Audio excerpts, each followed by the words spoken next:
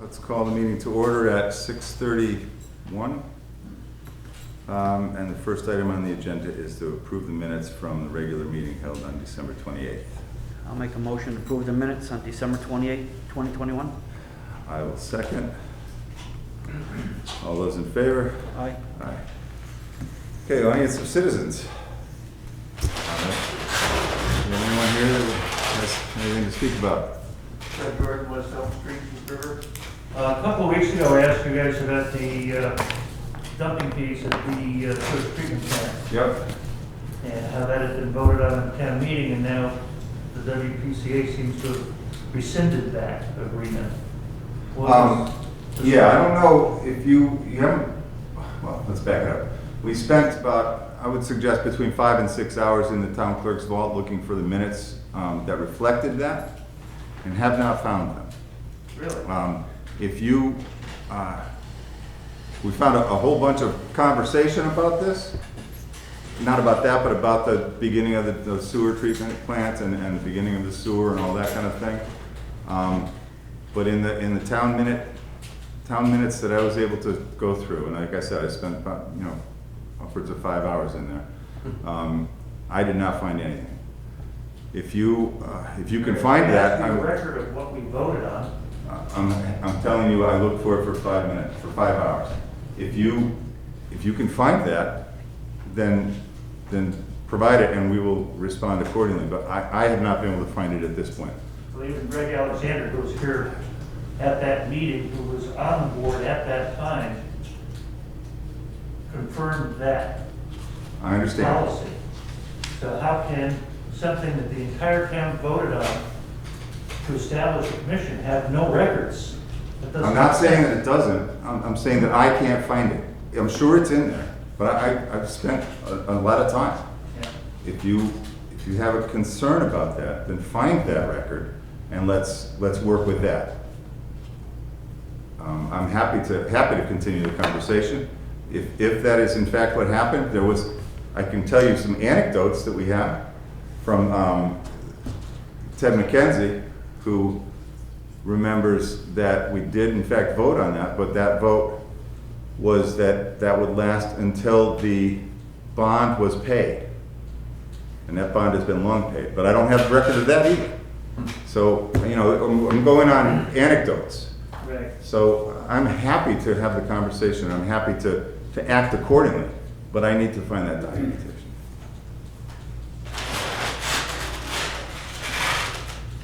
Okay? So that would require me coming down to the town clerk's office, I assume, Yes. and, okay. All right. Thanks. Gosh, I hope you find it in 2 minutes, but I did not. And I went through town minutes meetings and Board of Selectmen meetings. Do we have a rough date of when all this transpired, possibly? I looked between 1980 and 1986. And I think it was 1984 when this all started up, but The vote would have been after that because I got married in 1985 and moved to Deep River about 2 years afterwards. okay. And Well, I was trying to cover, went both directions. I think that it would have been after that. Okay. Just to narrow up Yeah. the window instead of starting. Yeah, I can tell you between then and then, I didn't find any. Ben, you have a question or a comment? Yeah, I was just hoping you could shed some light on the conversation that Planning and Zoning had on Thursday about the affordable housing stock and the river cog and basically what's going on with the study. I have limited information about that. There has been the River Cog has been doing a regional study on affordable housing and housing and all of the area. What each town has for affordable housing, what each town doesn't, different incomes and things like that. There was a meeting. Last night. I don't know about that. I attended it. Excellent. There was a meeting, there was a public meeting a month and a half ago. I think there's another one coming up. It might have been that what you went to last night.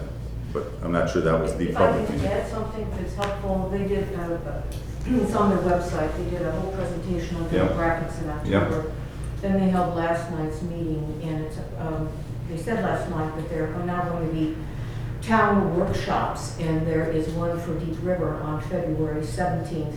Yep, and So- that's going to start being published, that's what I was getting to, was we're going to be publicizing that for folks that want to come out, listen to the presentation, and then there's room for all kinds of public input onto that. There is in fact a mandate from the state that we develop an affordable housing plan, and planning and zoning is working on that. They're just getting started working on The that. presentations will be put on by COG? Yes. Yeah, And the then town they said has, there'd be town hearings in mid-March. So presentations February 17th. Yeah. Open hearings in mid-March. that's right, and that's going to, that'll begin the process of information basically about what the area has. Limited input from Deep River about what we think about the regional plan.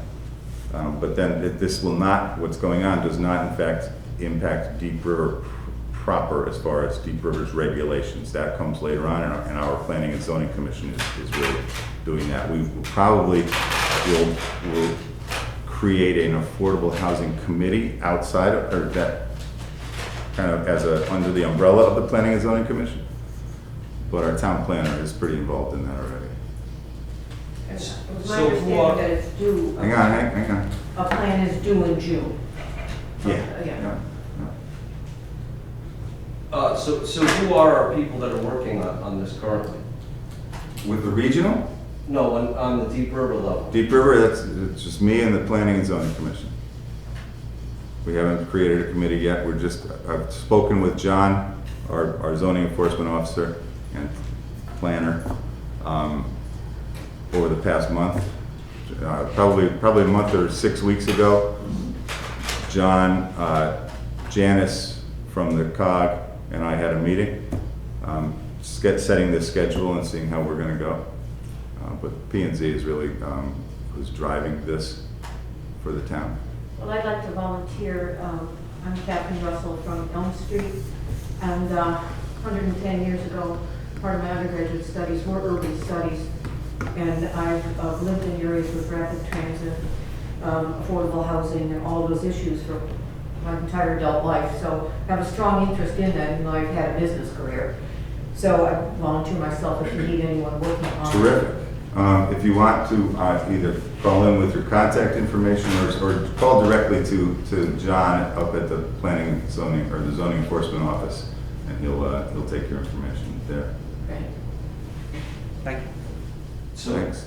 is there anybody else that is formally involved? Formally, no. Because there were some names listed at planning and zoning. Yeah, but there has been no appointments at this point. So Kathy Jefferson is not a name that's There's being- not been anyone appointed at this point. Kathy's name came up in conversation with John based on her experience and knowledge of the demographic of the town, but no one has been appointed. And how will that appointment process be? I'm looking into that. I don't know if it's Board of Selectmen or if it's First Selectmen.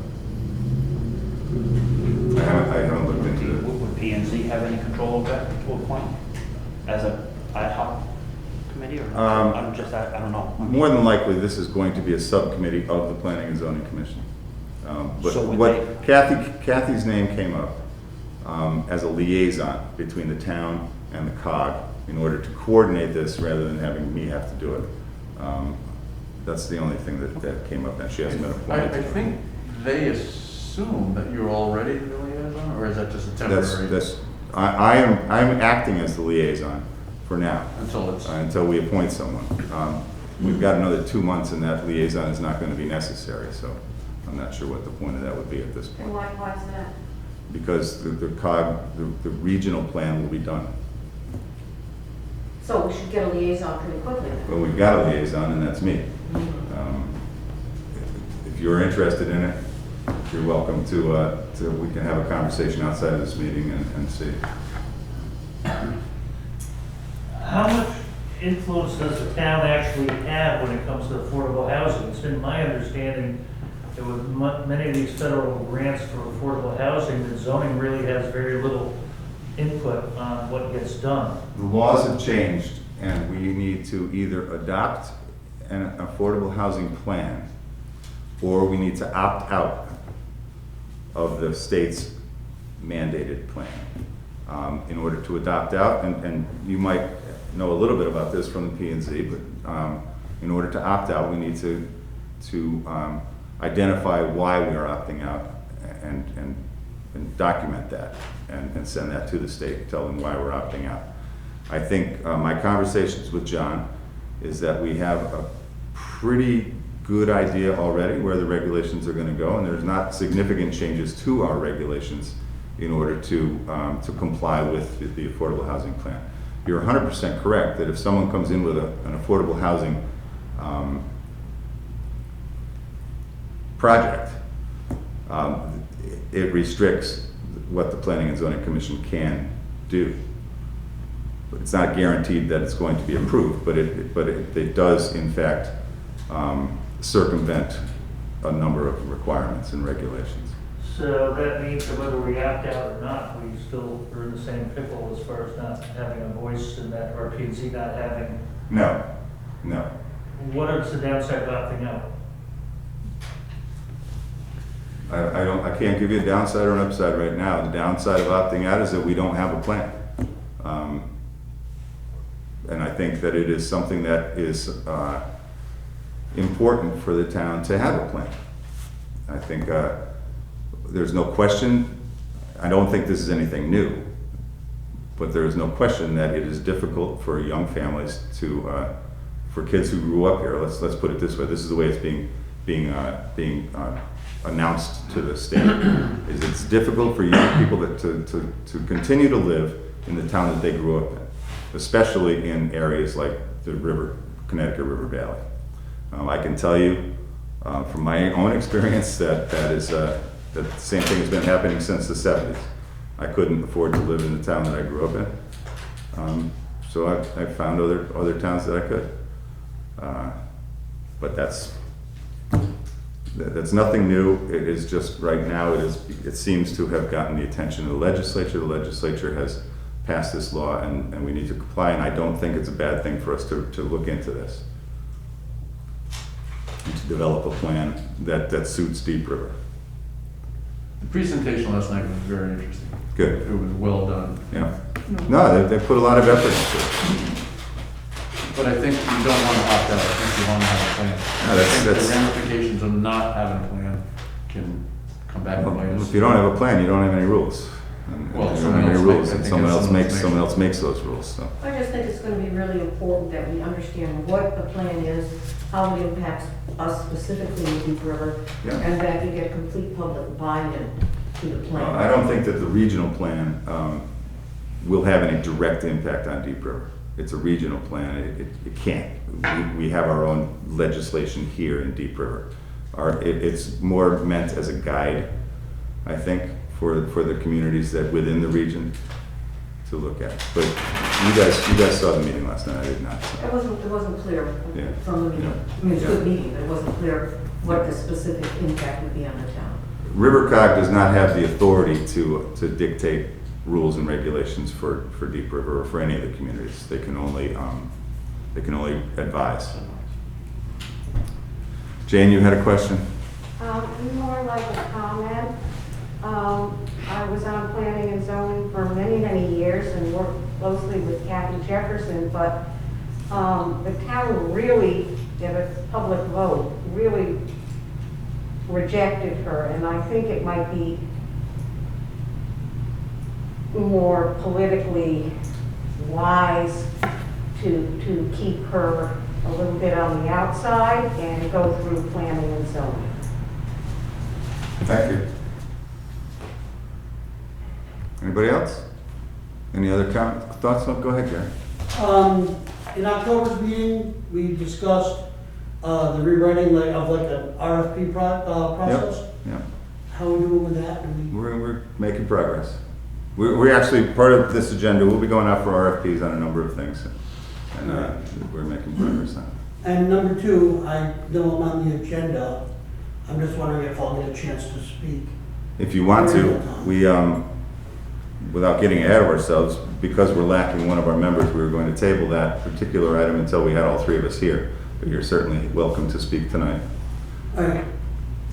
So, well, because he's not here, I mean, he never reached out to me anyway, Yep. so I just didn't know that.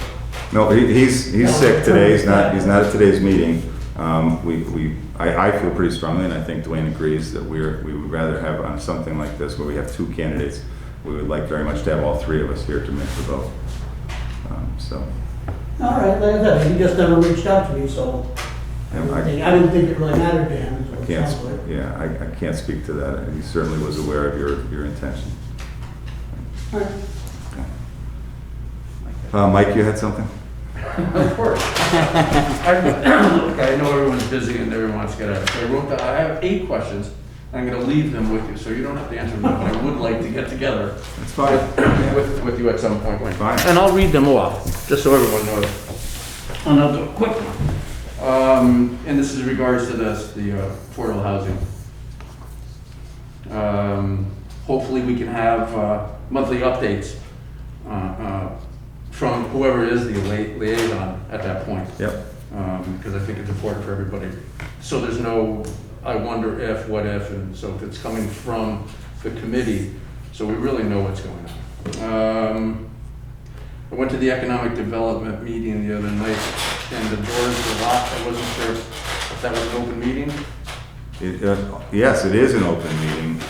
I know they did not have a quorum, but I don't know anything about the doors Okay, being so locked. again, It should not be locked, that's for the sure. door was locked. What's the status of Smith and Wesson? Do we have any, is there, and I'm not looking for an answer, but it's just on my radar because of tax, coming off the It's tax. on everybody's radar. Yeah.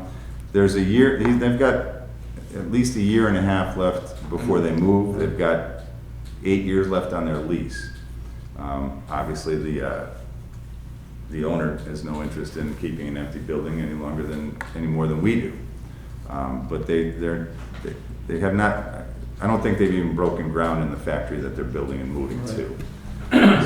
So they don't own the building owners? No. So they're leasing it. So, and I don't want to delve too deep into it tonight, but how does that leave us as a town for what can go in there?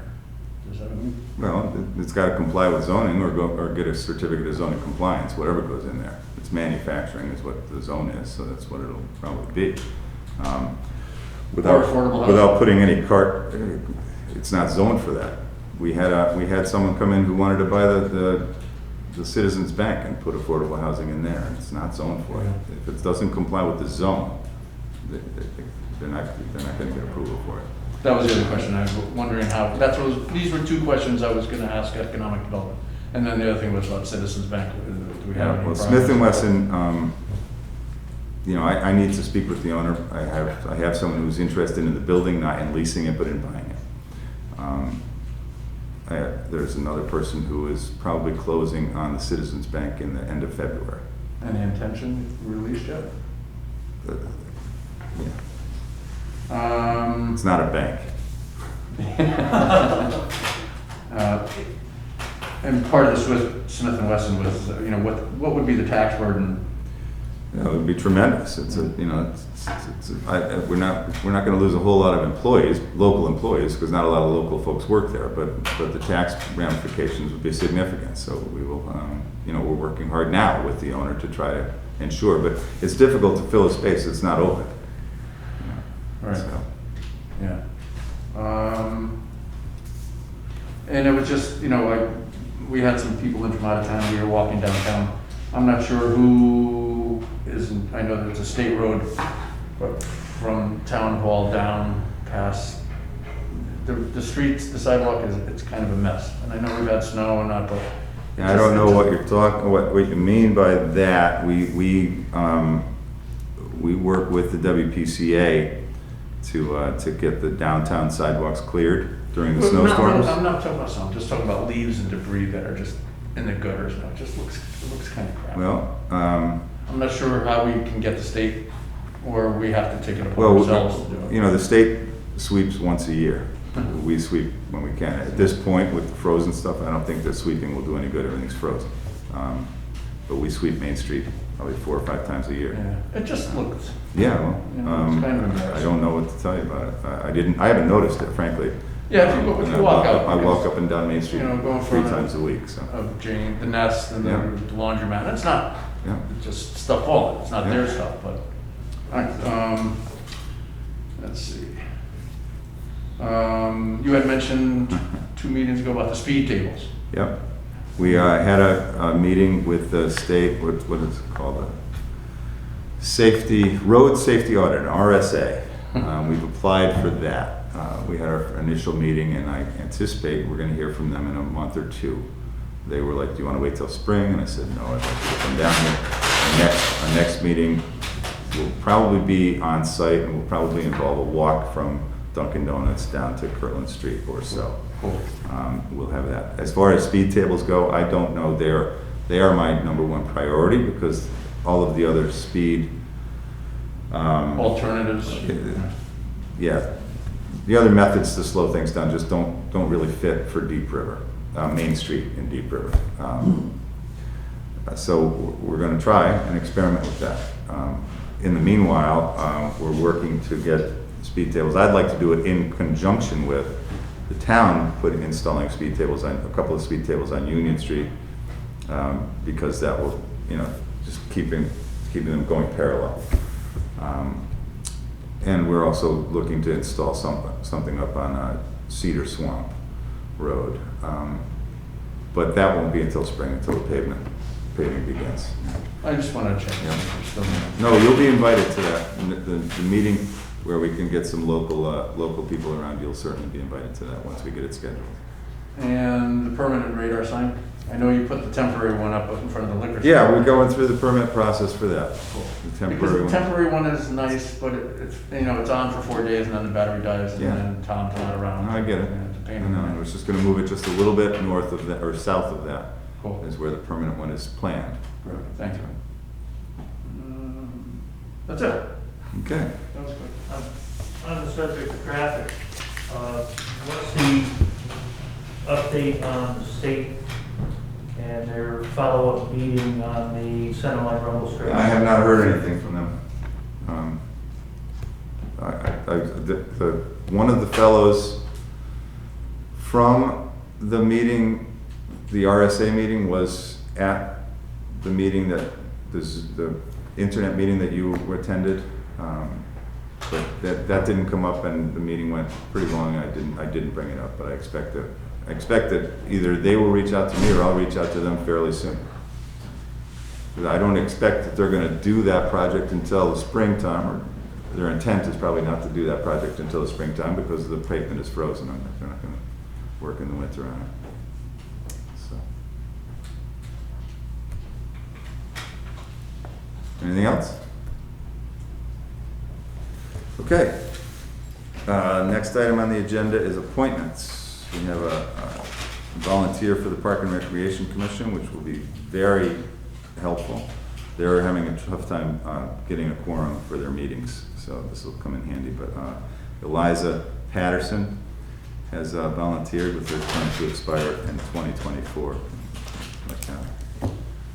I'll make a motion for Eliza Patterson for Park and Rec Commission, 3-year term to expire 12/1/2024. All right, all those in favor? Aye. Aye. Okay, Board of Fire Commissioners, a 6-year term. We have 2 candidates, Pat Mikowski and Gary Clark, have both expressed interest in the same position with the term to expire of 2026. Gary's here today, but we don't have Jim. Yeah, I would like to table it until we could have a 3-way discussion, if that's possible. And then if Gary wants to speak tonight, or if he wants to wait. No, I just didn't know that it was gonna be tabled, so I wanted to at least have an opportunity if it was with the audience. Yeah, of course. That's all, I just wanted to know. Of course, yeah, no, perfectly fine. So we'll table till the next 2 That's weeks or fine. If you whatever. want to make a motion for that, I'll second it. Okay. And so we'll bring that up at the next selectmen's meeting. Mhm. All those in favor? Aye. 2, aye. The next item on the agenda is discussion regarding the solar array contract. We've spoke about that, it's been a couple of weeks now, but we voted a month or so ago to go with Verigy. They sent their contract in at the middle of last week. We've been reviewing that. We sent a number of comments back. It was really a boilerplate kind of contract that I didn't like. It doesn't, the first thing that got my attention was the proposal guaranteed $43,000, $43,001 a month, a year. The contract states, and it makes sense, but the contract states that that fee is dependent upon the size of the array that gets built. Because they don't know what's going to get approved. They've got to go to planning and zoning, they've got to go to wetlands. So, you know, that right there, we're okay, we're already backpedaling. Yeah. So we probably 2 pages of comments, sent it back to them, and we'll expect to hear from them. Can I get a copy of that too? Yeah, absolutely. I'd like to Yeah. read through it Yeah, myself. I'll email it to you tonight. Yeah. It's We're pure only boilerplate. going on the numbers that they presented us, Yeah, right, the yeah. array that they presented, Yeah. and now we're back. No, it's already backpedaling. Yeah. There was nothing in there that provided any harm to the town, but, you know, it's a 3-year project before they even start paying rent, because they're putting it 18 months to do the survey, to do all this kind of stuff. And, you know, that ties the property up for 3 years. We asked, a simple thing, we asked for some sort of payment, maybe not the $43,000 a year, but some sort of payment to hold that property, because Exactly. we've had expressed interest in that for other projects, nothing that was as fruitful as this. We had people at our meetings ask if there were other thoughts going on. So yes, there have been other thoughts, but why tie it up for something that may or may not happen? So, you know, we set that back to them. We'll see where we get to, but I'll keep you apprised. Yeah, no, There's that's- nothing to act on right now. I mean, I'm not looking to, you know, charge them right from day one, but Me neither. we gotta get something from them while. Yeah, give me a bond, give me Yeah. something. Yeah, we gotta get something out of them. Let us know that they're in good faith that they're working towards this. Yep. So there's nothing to act on, that was just a discussion. One question, as long as you're talking about appointments. We're not talking about appointments, Shannon, I'm Well, sorry. they were on. Yeah, we're gonna move on with the agenda. We had the audience of citizens. If we wanna talk about that, we can talk about it later on. The next item on the agenda is the discussion of the body car cameras for the police department. We've done a bunch of research on this. We're actually reviewing whether we have to go to an RFP, because as far as we can tell, there's only one company that provides body cameras that conform with the state police. And while right now we're not allowed, or the state police is not allowing the towns to use their server, we are hopeful that the legislation will in fact change and allow for that. It won't be free, but for a fee, we can use the state police server. Because we're a resident trooper town, we feel we should be allowed to do that. And not just we, all of the resident trooper towns want to do that. The state police have very clearly said at this point, no one is allowed to. What's the downside of they're troopers? What do they flip them on when they go back? Well, you know, it won't be just the troopers, it'll be all of our constables, all the constables from the area, every troop's area. The downside for the state is the same thing as the downside for us. There's a lot of legal ramifications for anything that comes up, and if something comes up, you've got to go into there, you've got to provide it. But there's retractions that go into this, and what's allowed to go out. We don't have the capability of doing that. We're going to have to hire someone to do that, and I don't want to do that. I think that we should. We are one of the benefits of being a resident trooper town is being able to take advantage of what the services that the state police provide. This is one that I think, and not just me, but towns around the state think that they should provide. Legislation did not provide for that And the legislation has given every indication that they're not going to provide for that this session. So So what? we want to buy some equipment that is compatible with and interoperable with their program. So when in fact this does change, we can jump onto that. Was there But what- a reason crying that we need this suddenly now? Or Uh, I'm just curious the reason behind the, why now and what does it cost? This is a direct, well, we'll get to that in a minute. Why now is because the legislation, state legislation mandated this a little less than a year ago, last session. They allowed the towns until July 1 to put this equipment in place. We have been, maybe we've been a little bit slow in doing so, because I was hopeful that the legislation would ease the mandate so we wouldn't need to provide a server as well. But we are now going out to bid if we need to. There is, as I say, there is a company in the state that has the state contract. So I'm not sure we need to go out to bid, although I think we should go out to bid just to provide for. My only question and problem is that if we can't use the state server, Mm-hmm. we have to make an investment Mm-hmm. in a server for ourselves. Yep. And then if a year from now, the state allows us, we own a server. made a bad investment. Well- Or an investment that, And unnecessary. exactly, Yeah. the state is mandating us that July Yep. 1st that we have to have this, but the state doesn't want to work with us, towns that have a resident trooper. I Yep. think that's wrong. Yeah, I do too. Because I have no idea what a server's gonna cost, but I can tell you that. 10,000, 50,000, whatever it may be, Yeah. that's a burden on us taxpayers. Yep. I have an issue with that. And have we talked to our state rep or senator? We've talked to our state senator, we've talked to our state rep, we've been to meetings where we've spoken to numbers, not just ours, but Yeah. area state reps and state Okay. legislators. They're fully aware of this problem. That's. It was a bad mandate. Yeah. You know, any unfunded mandate, any unfunded mandate, as far as I'm concerned, is a bad mandate.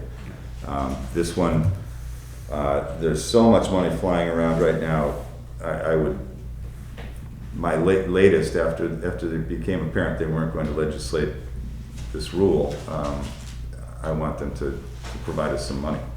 Well, I was gonna ask that, or I think I asked this a month or so ago. We can't use any of our ARPA money. Well, that's what we're looking into that too. I spoke with the accountants today. That law changed and you were not allowed to use ARPA money for capital funds unless you had a loss of a certain amount of revenue over the past year and a half. That changed in the final document that came out last week, or a week ago, 2 weeks ago. That changed, and we do fit into that, where we can use some of our ARPA money for capital expenditures. We need to talk to the town as whether the town wants to do that. And I think there are a lot of suggestions that are coming up and that we're working towards coming to, that there will be some monies left for some capital. That would Do we soften want to the use blow. it? It will soften the blow. We're talking about, and Kathy asked about it, and I mentioned it from the side, and you mentioned it, but then we're going to talk about it at the Board of Finance, because we're going to have a town meeting sometime in the next few weeks to budget for this, because if you remember last budget season, we said we don't know what the state's going to do, we don't know what the rules are going to be, we didn't put it in our budget because we didn't know what the cost was going to be. So the equipment for the cameras is $40,000, and the server is another $20,000. So we're looking at about $60,000. Then my only other question, and again, I'm just asking a simple question, if they're mandating this now on our police officers, would it expand to fire department at some point? No, this accounts to Kathy's comment earlier. This applies only to people with arrest capabilities. The question is whether it actually applies to our animal control officer. Okay. That's the bigger question. And this is a direct result of federal legislation and our state jumping on that with police accountability. That's all this is a part of. I don't think it's applicable for our town. I don't think, but the other side of that is, body cameras are not a bad thing. They work well for us, or not for us, but for our police as well as they work for the citizens. They're a good thing. But they're wicked expensive when you have to buy them all at once in a hurry. And after a couple of years, they're obsolete. Well, the contract, we don't have a contract right now, but what we're being provided is, it's a 5-year, what we've looked at is a 5-year contract where they get replaced as technology changes for those 5 years, so. But, this is not something that I'm resisting in any way. I don't think it's a bad thing. I No, think it's not about, it's about It's cost. being able to afford it for our taxpayers. And Absolutely. Again, I'm not looking to throw, and I don't want to use that word throw, but I don't want to waste $20,000 Neither next do I. year, and then the Yeah. following year, we can use the server Yeah. at the state police. That's all Yeah. that I'm asking is, again, money is tough for everyone today, and, we're trying to keep the taxes down, and so that bothers me on that part. Yeah, I know me we too. don't have a lot of control over it, but I gotta at least voice my opinion and Oh, concerns. Well, listen, man, call Christine, call Mom, call everybody that you talk to. I mean, your job, I know you're talking to legislators all the time. Oh, yeah. Get them on it, get them off their butt on this, because, look, it's kind of too late. The towns, I was talking with the first selectman in Chester. They're in the same boat. They've got to make this purchase at this point. And we're exploring whether or not we can actually do that regionally. Can we have one server for both towns? Which may work. Yeah. I'm not sure if we are legally allowed to do that. If we have that server here, who's going to manage that when Chester has some event that needs to be looked at? Yep, okay. So that's where that's at. We are going to have to schedule a town meeting for sometime this month, not this month, but February, so that we can get this order made. And hopefully And by I'm then, gonna- we'll be able to kill two birds with one stone, hopefully the solar array, because that is. Oh, yeah, what that's town right. meeting No, does. that, we've got, the other thing we voted on a month or two ago was the acceptance of the town property that was donated to the fire For the fire department. department, So we've got a few items that we need to have on a town meeting. just if we can, We can get them all done at once, it'd be great. So that's that. And that's our agenda for the evening. You have anything else? I have, Okay, I don't think I do either. Just that we're, oh, I have one question, just for the citizens. Do we have any more home testing kits available? we do have them. They are, at the state, I got a phone call last week, it was an interesting phone call. But the state, the way that the state rolled these out and distributed them had very little guidelines and left it up to the towns to determine how they were going to be distributed. The state was sued by a couple of advocates for handicapped folks and other, they were sued by a couple of advocates. Yeah. We now are mandated to hold we have kits. If someone needs a kit, call the town hall. Okay. That's They are- that's my main question. Yes, that we if still have people- kits. If people Yeah. need them, do we have them? People need them, we have them, but we are obligated to hold those for people who need them, or for congregate housing, folks that are a little less able to get around, and public safety. Okay, well, just so if, So, but we do have them, if someone feels ill or has been in direct contact and needs a test and can't get a test, call the town hall and we'll meet you outside. and Good. provide a kit. The distributions that we had were very successful. We gave out over 1,000 kits, but we still have some for everybody. good. Okay, that's our agenda. Take a motion to adjourn. Motion to adjourn? All those in favor? Aye? Oop, I'll second that. All those in favor? Aye. Okay. Thanks, everybody. Did the sales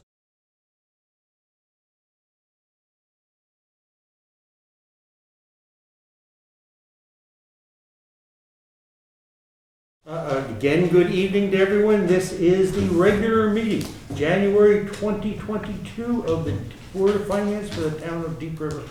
And while we have lots of things to do, we should celebrate that we have a new member. I refer to as Jackie Calamari, but she is officially Jacqueline Calamari. Make it Jackie, nobody calls me Jacqueline. Welcome and welcome. I don't know what Thank else to add after welcome. With that in mind, Board of Finance, I would like someone to comment on give me a recommendation on approving two minutes from 2 minutes. We'll do them one at a time. Regular meeting was December 28th. Can I have a recommendation to approve those minutes? I move that we accept the minutes from December 28th, I need a second. 2021. Second. Second. All of those in favor, please say aye. Aye. The second meeting was a special meeting held on January 4th. Purpose of that meeting was to both interview and for the board to vote on the acceptance of Jacqueline Calamari as our new member. Could I have a recommendation to approve those minutes? I move that we approve the special meeting Thank of January what, 4th? 4th. Okay. And second, John, thank you. All those in favor? Aye. Thank you. All right. We have a citizen, any comments from citizens, either present or out there in cyberspace? And There's nothing no one so here, far. there's no one on Zoom right now. No one on Zoom. With that in mind, let us go to, what is my notes here, okay? I guess it is time for recommendations of selectmen. And I will remind the Board of Finance, in December, we discussed the potential need to fund 2 items that were not in the budget. One of those items would be the cost to put cameras on our policemen. The second would be to increase the pension expense currently in our budget. So to give context, I will let Angus take it from here. We will follow up on those 2 recommendations. Okay, let's give Bill a chance to sit down. And we'll go, since we have a guest here to help speak regarding the body camera, so let's talk about that first, and then Tom doesn't need to stay. But if you remember, when we were preparing last year's budget, we knew that we had a mandate, an unfunded mandate from the state that we needed to supply body cameras and car cameras for all of our police officers. We decided during the budget preparation that because we were lacking a lot of information as to whether the legislation was going to change, what the financial constraints were going to be, or if we were going to have the ability to share the server with the state police, we decided, with all those question marks, we decided not to put anything in the budget because we didn't know what it was going to be. Tom has done a lot of work, a lot of research. We have a good estimate of what the cost is going to be. We're going to have to, it looks like we're going to have to go out to bid. We had a development today with our conversation with the auditor as to how we might pay for it, but in the meanwhile, I think we should all be aware of it. We're going to need to go to town meeting for it.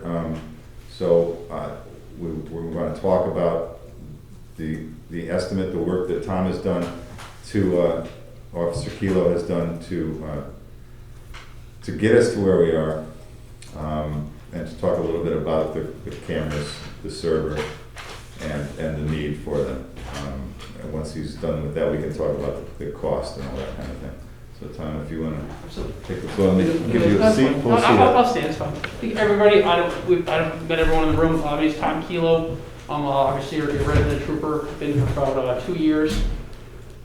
Just my real quick background, I've been a cop for about 15 years, been with the state police for going on 12 years. Worked all the way from Danielson, Colchester to here, in a variety of different things. So that's kind of my nutshell of me here. What I wanted to talk, Angus and I have obviously lately talked a lot about the body cameras, and we just felt it was a good time for me to come in and actually go face to face with you guys and kind of just give the idea of what's going on with it, where we're at, and, I think it's good for you guys to hear from the police side, kind of our thoughts on body cameras in general, because I think there's a misconception there. So first and foremost, I want to say, the cops we have, police officers in here, we have 4 officers, all retired officers from 3 state, 1 East Haven.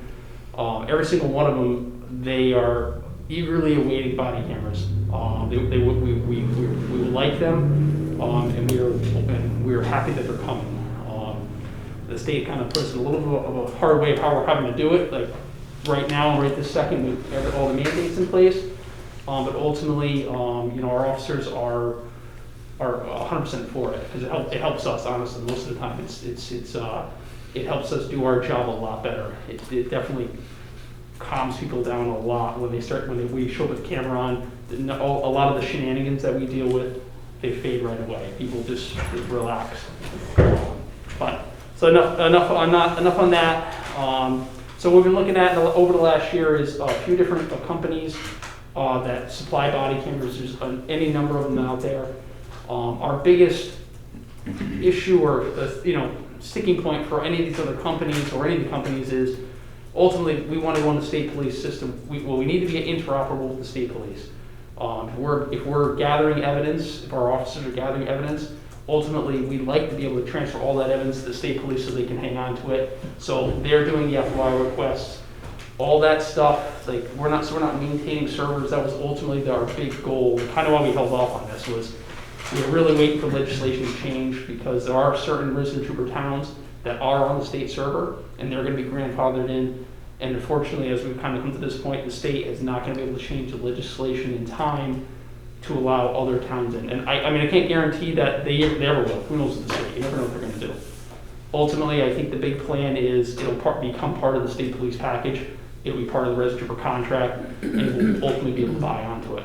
But I have no guarantee on any of that. It just seems like that's probably the course it's going to go. So in terms of looking at different companies, Axon was one of them. They make Taser. They got a really good product. But the one thing we're running into is, again, interoperability with the state police.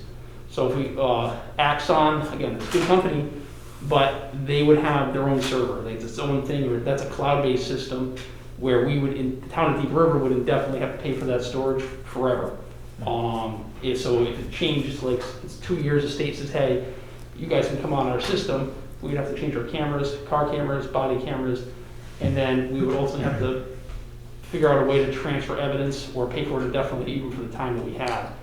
Panasonic is the company that the state police uses. Telerepco is the company that has the state bid. And talking with the surrounding resident trooper towns, that's who everyone is also going through.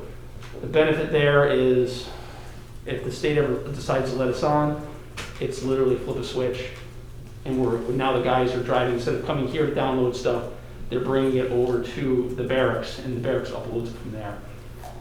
So I think to me it's a big deal because the server as a whole, it's unfortunate we have to do it because it's just a big conglomeration. It's got to go in the basement. It's a lot of money, and it also has to be maintained while we have it. So hopefully in the future we'll get past that and we'll be able to go on the state system. In terms of the actual product, this is the older version of the product that we're looking at. The one that Telerepco is going to provide will be the next generation for this and for our car cameras. I've had a body camera for 5 years now. I think this is my second one. I've broken 2, but I was also a canine handler doing all kinds of crazy stuff. So they're reasonable. Like the product itself is good. I don't have an issue with it. It's simple, which cops, we need simple. Like just nothing crazy, just very simple stuff. Kind of the way it works is there's a dock in the cruiser, so basically this comes off, and it slides into a dock in the car, and that's its charging station. The car, like this camera will stay in the car at all times, unless I get out of the car to go on the call. I'll put it on, and then when I'm ready to upload, I bring it into the barracks and put it into the dock in there, and it wirelessly uploads it to the server for the state police. What we would end up doing here is we would put a server in the basement, and the guys would bring their equipment in and put it onto the docking station, and it would upload from there and hold the stuff for there. The car cameras, they're gonna have basically like a thumb drive, same thing. They'll have to bring them in, take them out of the car, and then come in, put them up, load them upstairs, and then they would upload down to the server. And it's held basically, depending on what it is, I mean, it's like a 90-day retention period for just everything we do. And then there's, if anything's evidentiary, it's at least a 7-year hold. And then obviously if it's something, pick something major, a homicide or something like that, it's gonna be held forever, right? That evidence is never gonna go away. I mean, I think that's kind of the big nuts and bolts of what we're kind of looking at and what we're talking about. I think we're mostly gonna go out to bid. Our biggest thing is, again, being interoperable with state police. I think that's kind of looking at trying to curb future costs for the town. I think that's our best goal, going forward. Does anybody have any questions about that? You named 2, were they brands or suppliers? You said a leaning towards one. Do you have to go with that supplier, with that brand? So Panasonic is the not the company, the brand, I guess. Telerepco would be the dealer, right? The other one would be Axon. Axon sells Axon product. So this is, again, Amos and I were talking about this today. It's like the vendors saying that they're interoperable with state police isn't exactly accurate, because they can't go, only a Panasonic product could go to the barracks and plug into a Panasonic server and upload, right? Like it'd be like, I'm trying to think of how a better way to explain it, but like, you're not gonna plug something from your Ford into your Dodge, it's not gonna work, right? The software is gonna be completely different. Or you're kind of like Droid and iPhone. They're just 2 different systems, they're not gonna work. So ultimately, I think that Panasonic is where if we decide to go in the same path as the state police that's on, which again, I think we have to do, but ultimately it's up to the town. That's the way we're gonna, it's ultimately the goal, it has to be. And there's no other vendor for Panasonic. These guys have the state contract. Telerepco does. So if you're sending out bids, is there only one contractor, one supplier? There's only one that we know of now. Part of the bid will require interoperability with the state police, Connecticut State Police. When we put this out, if there are other providers out there that we haven't contacted that satisfy the requirements, then they're welcome to make a proposal. We've done the research we needed to do to get an estimated cost so we can go to town meetings so we can actually do this stuff, is where Tom is. And I want to apologize, first of all. I've gotten very familiar working with Trooper Kilo for the past 2 years, and I didn't really remember that you all hadn't necessarily met him. I should have introduced him. Tom has been... No, fortunately, I have not. Yeah, well, He hasn't had a chance to pull you over yet, Bill? I usually meet him that way. I apologize for that. Tom has been a tremendous asset to our community and really helped us with our police department. And he's done a lot of work on this, which took a lot of load off of me. And he's been very forthright with the information that he's coming in with. I think I want to stress that the interoperability with the state police is important for, not so much for cost, because it's going to cost us anyway, because we have to buy the server now because we are not allowed to use the state police. But in the future, when that legislation changes, and there's every indication that it's going to change, just not this session, we will be able to get on that, and that's going to be huge for us when things become, if in fact, and we hope we never have to use it, but if in fact something does come up where we get a Freedom of Information Act, someone wants to see the camera for that incident, we don't have the capability to manage that. We're going to have to hire someone to come in and get that information for us. And that goes on forever and ever. These things, as Tom says, anything that might be evidentiary is held for up to 7 years. So the ability to go back and find that, there's privacy issues, so there's all kinds of redaction, not just from our part, but from the other folks, that we just don't have that capability. I imagine that there will be a small industry started on that for local for the first couple of years, because all of the towns are in the same boat. But that's, so it's not, the initial savings is not there, because we've got to buy this server. 2 years from now, when the legislation changes and we can jump on with the state police, I will recommend that we do that, regardless of the fact that we already own a server, because it takes the weight of providing that any freedom of information requests off of us, and there's a tremendous room for error and liability, and we do not want that liability. We have to do this prior to this possible change in. We are supposed to have these in place by July 1. As Tom indicated, I've been slow to do this because I've been lobbying our legislators, waiting for them for this session to start. And it became very clear about a month ago that they were not going to address it this year. Come on, you have something, because I was gonna ask, you have a question first? Of the two companies that you mentioned, the Panasonic and I don't remember the name of the other one, you said something about if in fact the state does take over paying for the service, which one requires the least amount of encumbrance on the town to switch over our stuff to whatever the central port is? It would be, Telerecco would be the seller, Panasonic is the company. Would be the least cumbersome? Yes. Yeah, because then ultimately, and this is out of my IT league, but the information's on the server, it's the same program, so they would be able to take this program and put the information, you know what I mean? Like you're taking data from the same program and uploading it to the state server, as opposed to, I don't even know how you would do it. You'd have to change, again, it's out of my tech, I don't even know if you'd even be able to do it. If you're uploading stuff through Axon now, and then in 5 years, we go in the state system, over. I don't even know if that's possible, to be honest with you, I have no idea.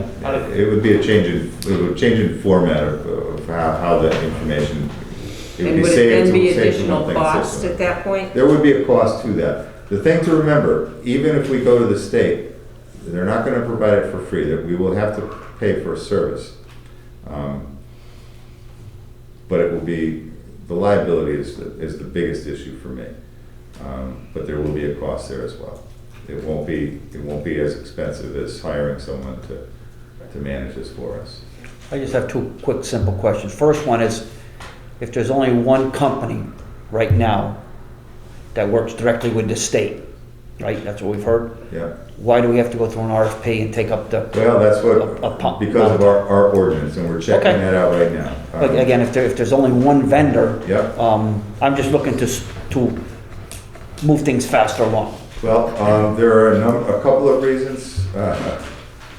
One of the reasons is I'm loath to admit, but politically right now, we need to do RFPs for just Yep. about everything. Yep. So No, I just- whether we get it, Okay. whether we have to or not, town attorney's initial response was, yes, you do. Okay. Upon, further investigation, maybe we don't, but I'd rather be safe than sorry. And then the Especially second with question a police matter. is, every day at the end of the shift, Tom, you go to here and plug that in and download it, or to officers? No, this is, so like right now, the camera right now isn't recording, right? So basically the way this works is, anytime, so the camera has a 30-second memory, right? So it's recording it every 30 seconds, on video, not audio.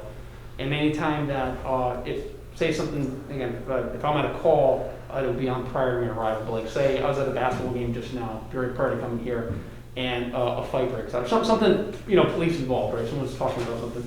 I press the button and starts recording. So we're not recording all the time. Okay. And ultimately, I mean, for the amount that I use the camera, probably, I go to the barracks once a month and leave this on there for probably a half an hour, 45 minutes, and it uploads whatever's on there. I didn't know if it had to Yeah. be done daily. No, absolutely not. And I think the amount of time, again, obviously maybe your troopers that are out there stopping, 50 cars a day, they're probably going to fill it up a little faster. But I mean, I've had it for 6 years. I've never once had a storage issue where I was like, I had to do it, regularly or anything like that. Basically, they check our supervisors check our body cameras and car cameras monthly. So it's kind of like, it's like a routine, like actually, like Thursday is my plan is, to go to the barracks, do admin stuff at the barracks for a little while, and leave this plugged in, and also do my car camera, because I know at the end of the month, they're gonna start checking cameras to make sure, hey, we're using them, and they basically do like samples to kind of look around and make sure you're not yelling at people or doing something illegal or whatever, and make sure we're using our cameras. So it's kind of like just like that monthly routine, and I would assume we would do something very similar. We're gonna mirror what the state does. And I don't know. now the car camera, is that on all the time too, or do you push that button also? Same exact thing. So Okay. some of the software, you can do it however you want, but the way the state has it set up, which I like, is when you turn on your lights, forward and rear lights, the emergency lights, it automatically turns your this camera. They're linked. It links turns on your body camera, and it turns on the car camera. Like so, if I don't even have to be near my car. Like if my lights are on, it's going to set this off. Or if I hit the button here, it'll actually send a message to the car camera, and it'll turn the car camera on as well. So if I'm outside my car, something hits the fan or whatever, you press the button, and at least it'll capture both cameras, so they're all linked together. Thank you. So does everybody share, can you share a camera, or everybody has to have their own? It's because it's evidence, we like to have it separate. And the other thing is they have their own cars. So with the cameras sitting in the cars, it kind of makes it impossible for you to not have a camera. You know what I mean? It's kind of like every other piece of equipment. Instead of sharing stuff, they have the stuff. So as soon as they come in on their way in, because they have they're coming as soon as they get in their car, they're working. And so the shuffle of cameras is, to me, I don't think it's right. I think the cost of the cameras is negatable at the end of the day versus the importance of having the camera. And I can tell you myself, like I had an incident over the summer. I got pursued on the highway, and just the way the situation went, I didn't turn on both my front and rear, because we were trying to box somebody in, ends up in a crash, big nonsense. But my camera didn't turn on, which ends up being the bigger problem of the whole situation now, right, in the state. So it's like not having it is more of a, just once you have them, it becomes a really big thing to make sure you have it on all the time. To me, like I said, I think of the shuffle of cameras, and to me it sounds like a disaster. I think that another part of that is we oftentimes have two guys on, their shifts don't just end, one ends, the other starts, so there's a problem there. And if we have a parade or a road race or something like that where we've got 3 or 4 guys on at once, as soon as they're on duty, they've got to have the camera. So we need to have one for everyone. It's actually 2 spares too as well. So that way, as if there's, again, it's just the way we have to cycle them. And typically, like mine is assigned to me. Like so, when you upload this into the server and you want to find like my videos, you would be it's off my employee number. So in order to like kind of balance, like, oh, you're looking for a recording from Officer Ward, it's going to show up. It's not going to say Officer Ward. It's going to say Officer DeCrosta, and then you send that to court, and the court like, which cop are we? There's there's a bunch of different like logistical things that I think we're better off. And again, I think the cost is negatable just for the actual camera itself. Right. Tom, the reason for the 2 cameras is what? Are they safety measures? That's police accountability bill. That's legislatively, that was what was decided, is that there had to be a in-car camera and a body camera. That's the legislation. Yeah, we probably, if this legislation hadn't happened, we probably would have moved towards car cameras anyway, and then slowly integrated the body cameras into the system. But the legislation is just really Well, I should imagine if something happened to him, the car camera would be on, or vice versa. Yep. Your camera would be on if something happened to the car. And yeah, ultimately, I think their big thing is so if I'm in the car and the body camera on, you can't see what's happening outside the car. So we're looking, we have pursuits and stuff that all that stuff. So ultimately, once the courts had cameras, they really like the cameras because there's no. You can't deny. Right? Doesn't lie. There's a point of view issue. Like again, this is only one point of view. Even though it's on me, it still doesn't truly represent the entire situation. I think it's important to stress. And we don't watch a video and be like, oh, I can't believe that happened. But realistically, there's a lot of other factors. And ultimately, the courts, I think they're a driving factor on that. you take your bigger incidents like I've been a part of like some significant shootings, and you watch how they actually take the 10 cops, their body cameras, their car cameras, and they literally stream them all together so you can have this whole huge fluid motion to see the entire picture.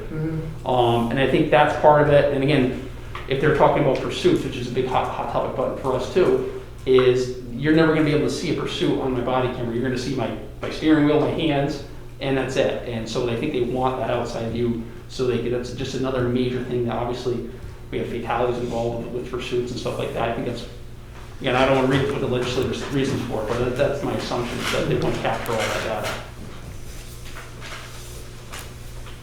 And you talked to ACO, the animal control officer has to have the body camera and the car as well? I think that's, I don't know. I don't That hasn't been determined yet. We haven't even addressed it yet. It's definitely something where ultimately we're gonna have to look into to figure out if it's required. I don't have an answer, to be honest. It's something that we kind of thought of later down the road, and we're like, well, I mean, they're sworn, but they're not police officers. They have arrest powers, they write warrants. It's kind of like a gray area for, does this meet the statutory requirement? There's nothing in the language in the bill that I'm aware of that specifically says yes to that they have to be wearing them. Yeah, I don't think that hurts us for him to have a camera. But remember that right now we're sharing animal control officer with Essex and Chester, and I think he's also working in Westbrook.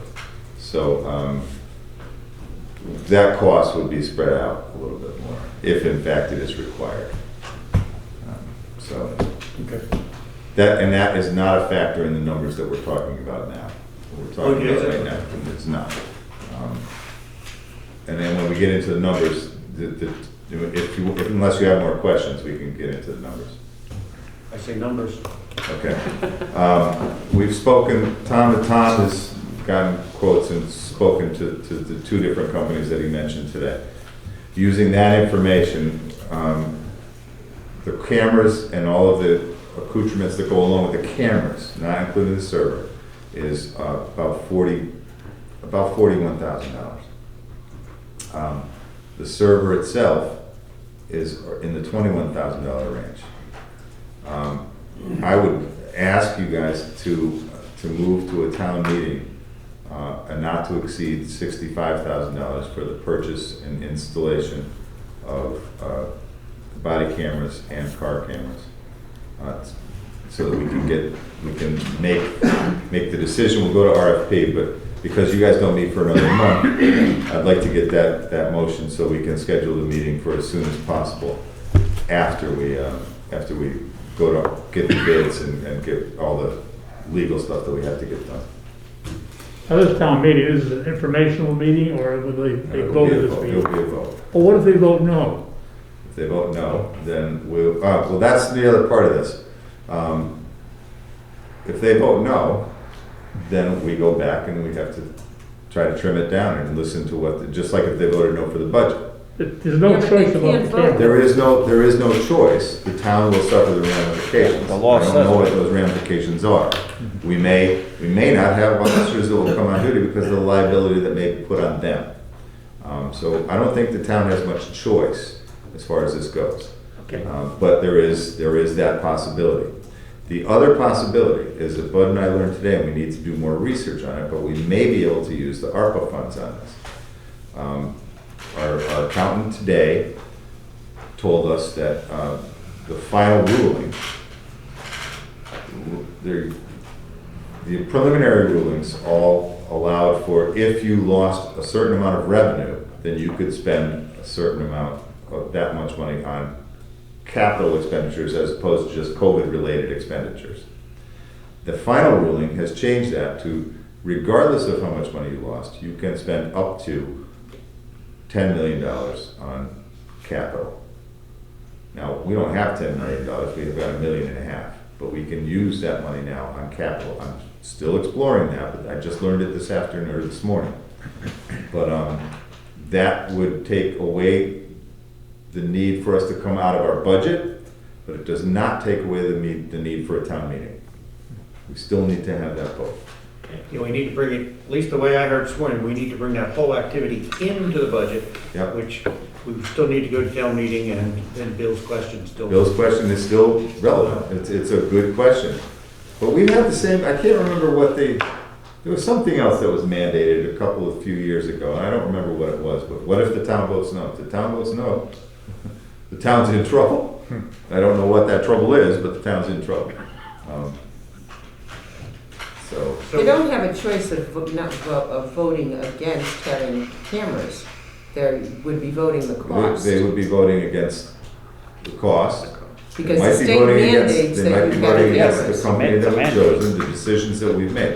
We've been elected to come in here and make these decisions for the community, but we don't get we don't have the final say. Mhm. We have to tell them, we've done the research, they've got to have some trust, they voted for us. We did the research, this is what we believe is the best way forward, and that's what these meetings are for us to decide what we believe is the best way forward. Tom and I are presenting, I briefly told the selectmen today, Tom and I are now presenting to you what we believe is the best way forward. We can't make a decision yet because we don't have proposals from everybody who may make a proposal, but our leanings are, we want to be our leanings, our first priority is that whatever we use is interoperable with the state police. We believe that that's the best choice. And we want to move that to this group to have a further conversation so that we can be comfortable and confident when we go to the town. That this is, we believe, the best way forward. Right, Board of Finance, we have a recommendation from the selectmen that we authorize taking to a town meeting an up to $65,000 expenditure for the need for body cameras and car cameras for the police. Would anyone make that motion and second it? We can discuss it in more detail.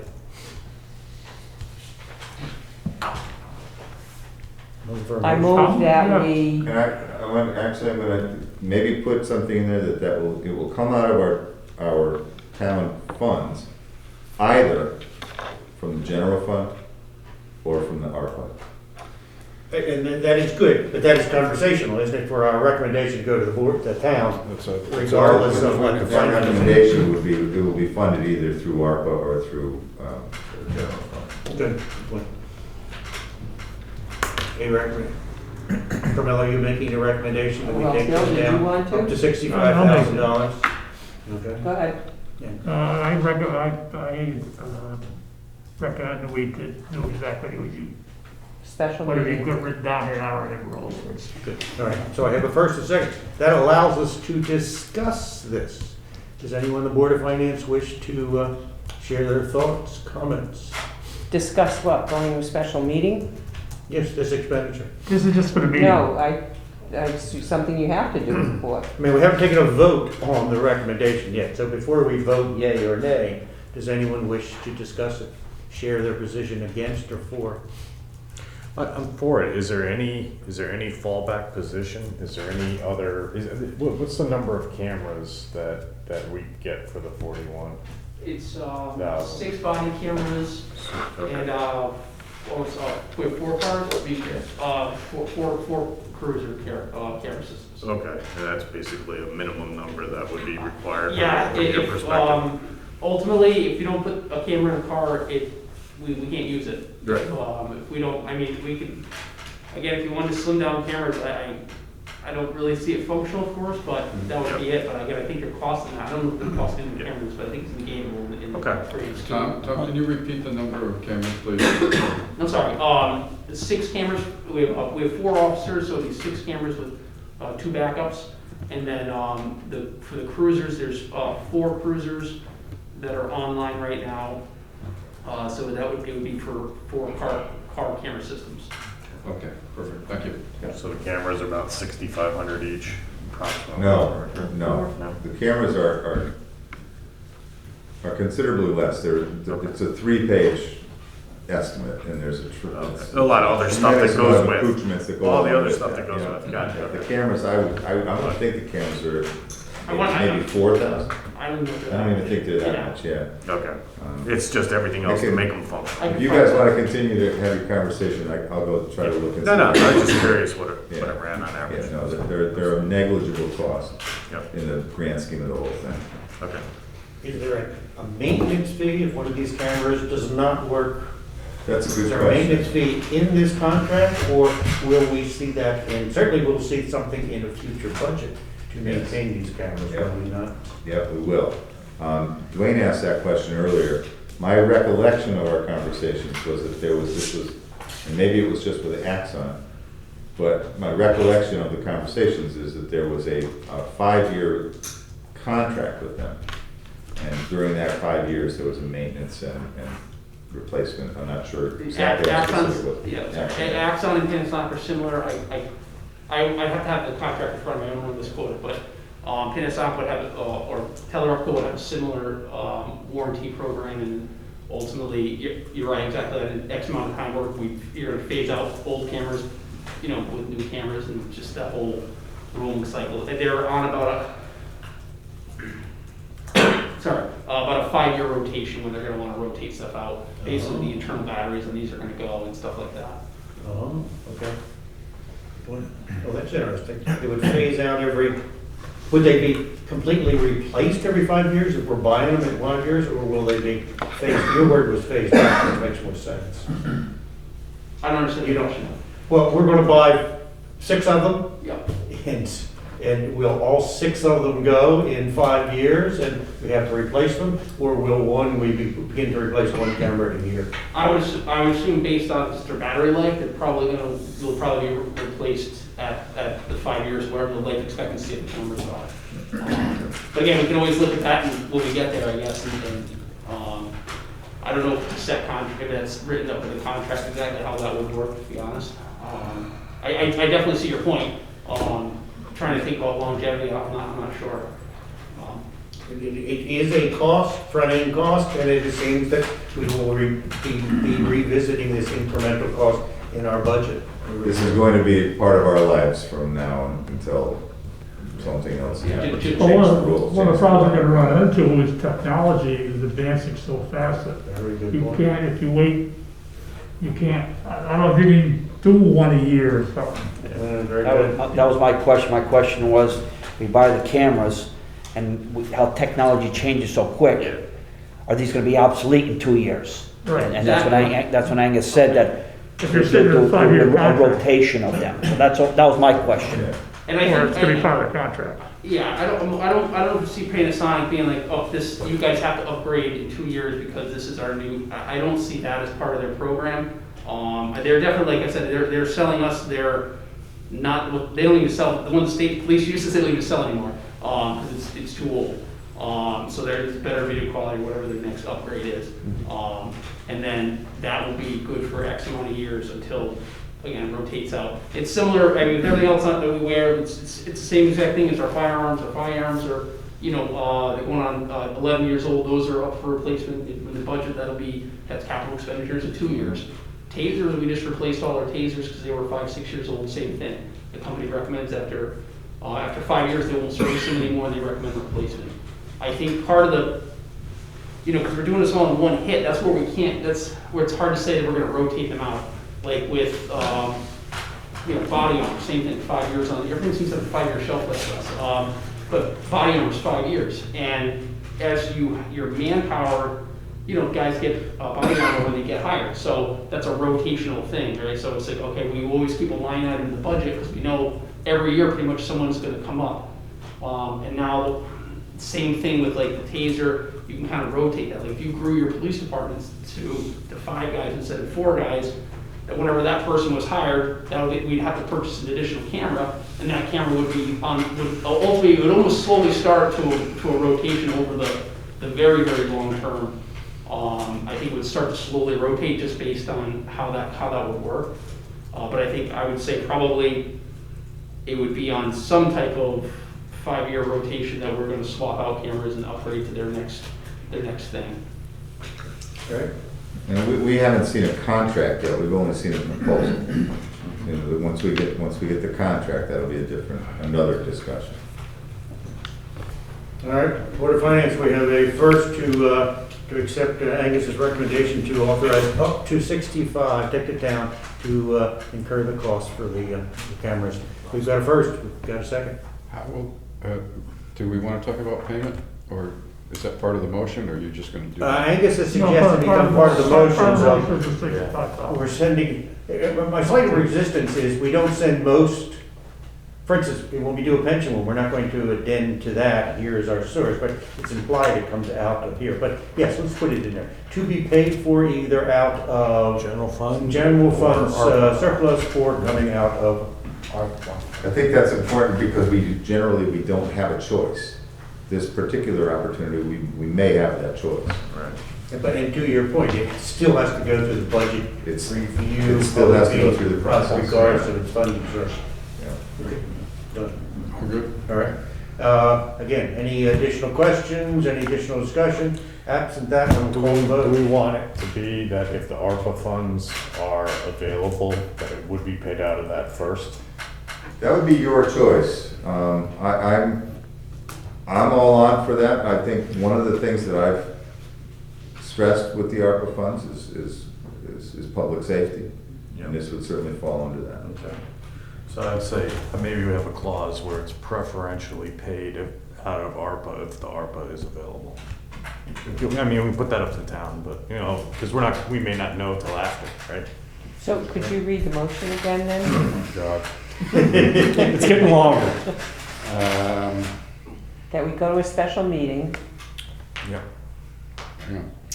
Motion made by Ball Seifert to spend up to $65,000 on body and car cameras for the Deep River Police to be paid out of the town's general fund or out of ARPA, you said? Yeah, or the American Rescue Plan. Rescue Plan. Act funds, Okay. preferentially out of the Very good. ARPA funds, Preferential. if available, for said purpose. Would you like that again? Sure.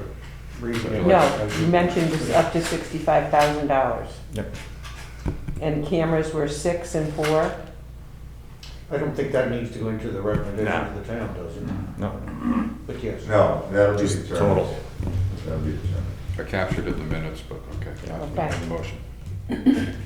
Although, Board of Finance, all those in favor? Please say Aye. Those opposed? Thank you, it passes. We'll send it to the town. Thanks. Thank you, Tom. Thank you, we appreciate it, guys, it's,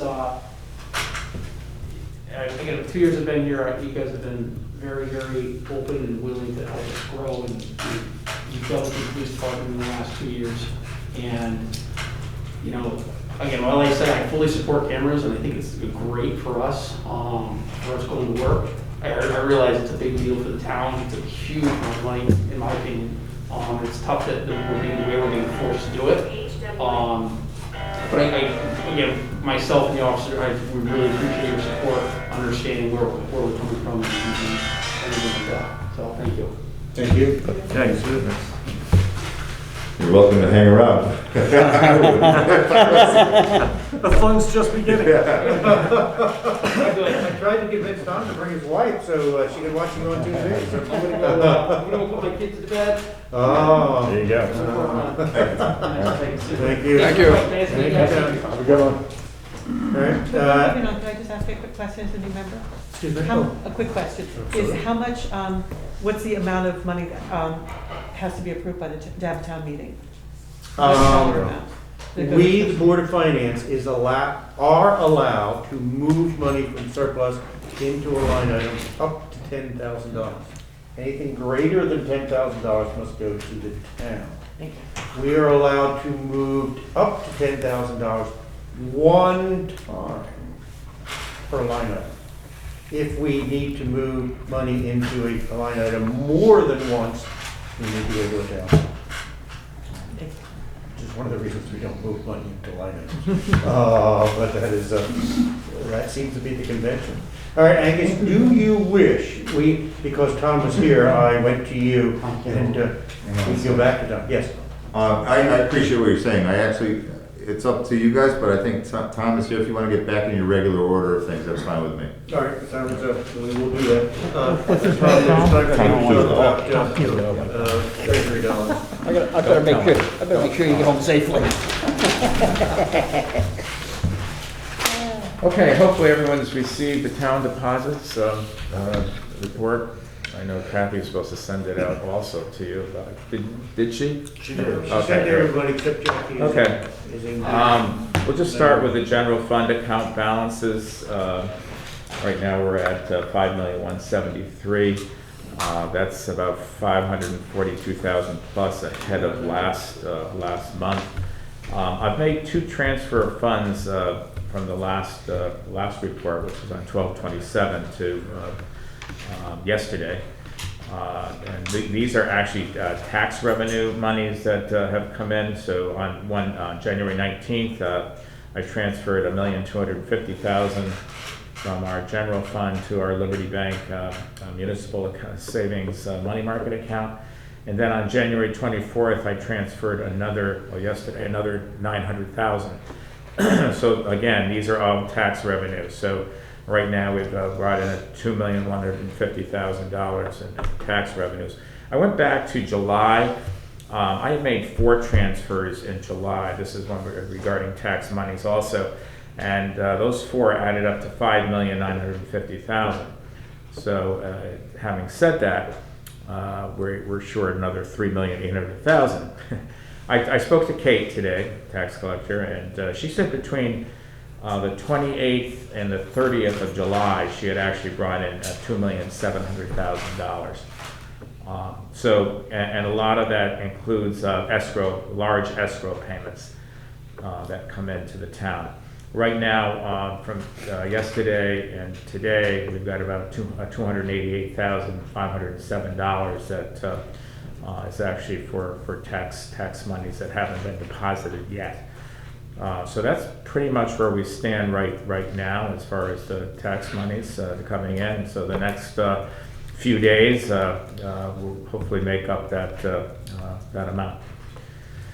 If we look at the total balances, we're at $7,140,704.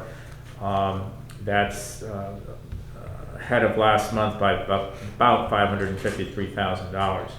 If you go back to last year at the same time, we're up about $864,847. But having said that, if we subtract the ARPA funds, our actually amount is $207,206 ahead of where we were last year. Regarding the ARPA funds, we took in another $45.30 in interest. So we've since we opened that account, we've gotten $187.03 in interest. Say that again, $87.03 in interest. At first, when we opened the account, we didn't know if it was an interest-bearing account, whether we could get interest or not. So it was opened up as a non-interest account. We didn't think we could get interest. We had to change that once we found out that the town could receive interest on that. So that's kind of where we are. If we annualize that, we make about $528. And having said that, the ARPA monies, that's half of what we've received. We're supposed to receive another amount pretty much equivalent to where we are right now. Our ECS monies, our education equalization grant monies, the next payment is coming in January 29th. We'll receive $417,864, which is a quarter of our total amount that we received, which is $1,662,870. One other thing is that we did receive town aid road funds that was received yesterday, $98,869.39. That's about half of what we get, correct? Yes.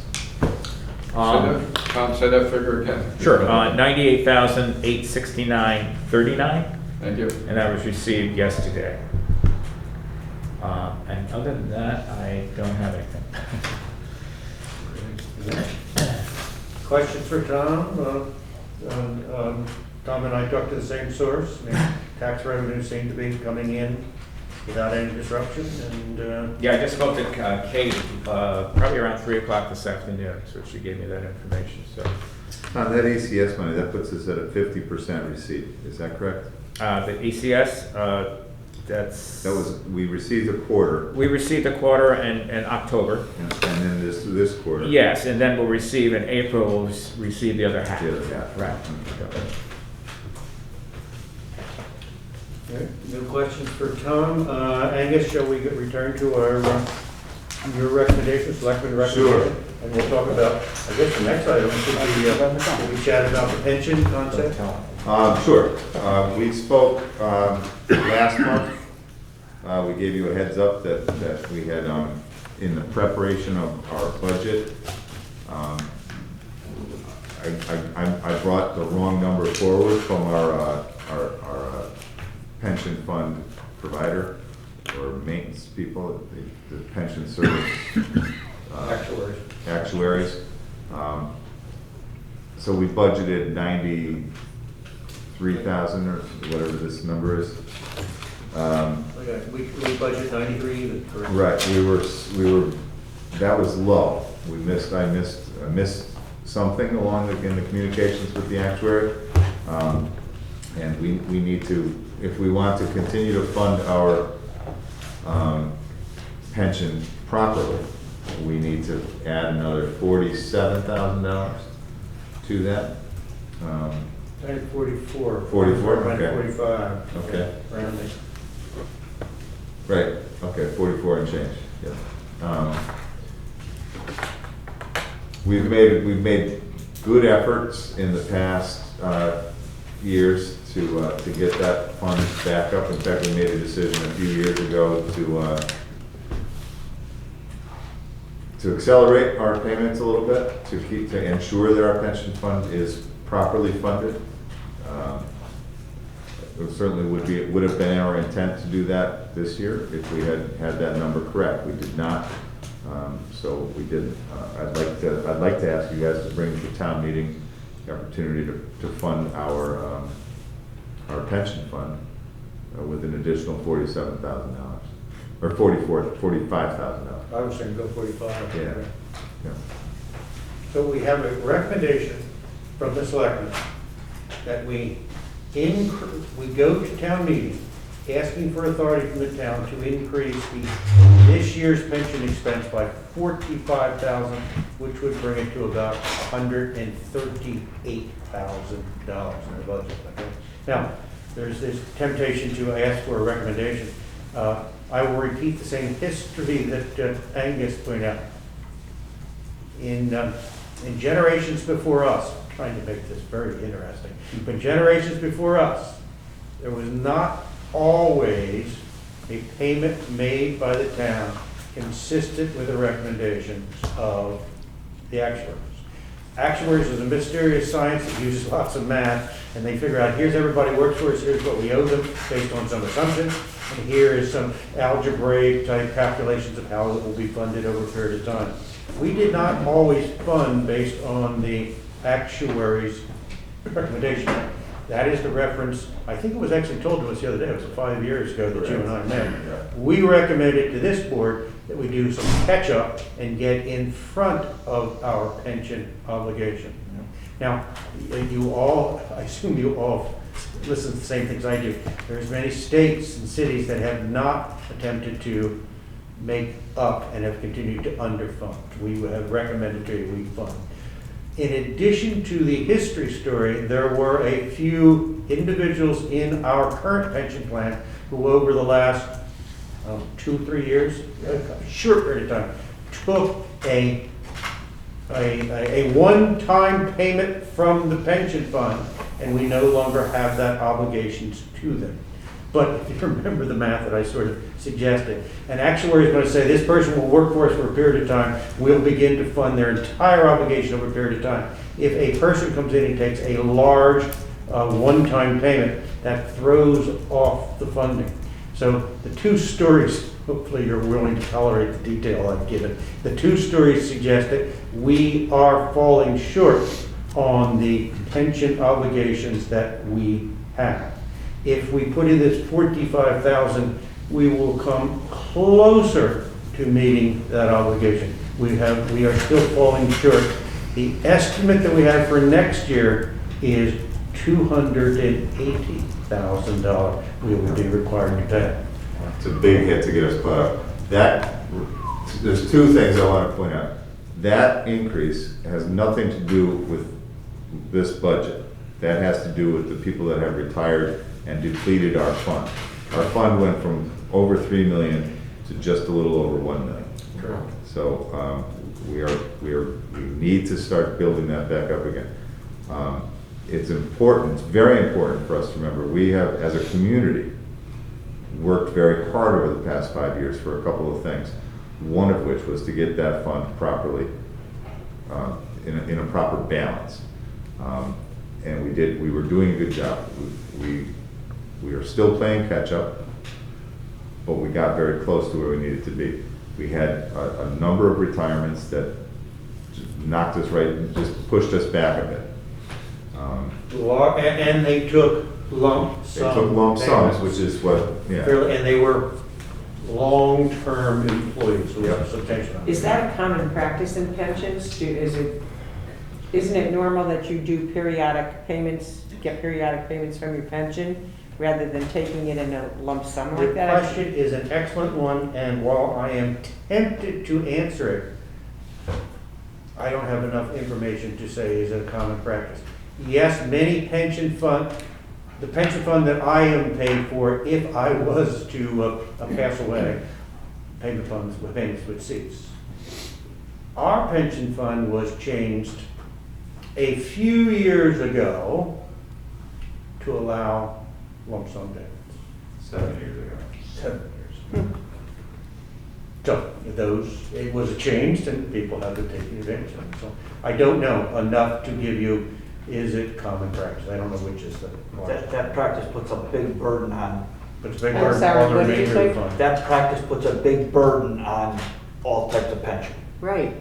I'm a trustee Because I on it. thought pensions were structured so that you did a little bit, you know, and if 5 people retired and they're calling on their pension, it's not gonna wipe out your funds.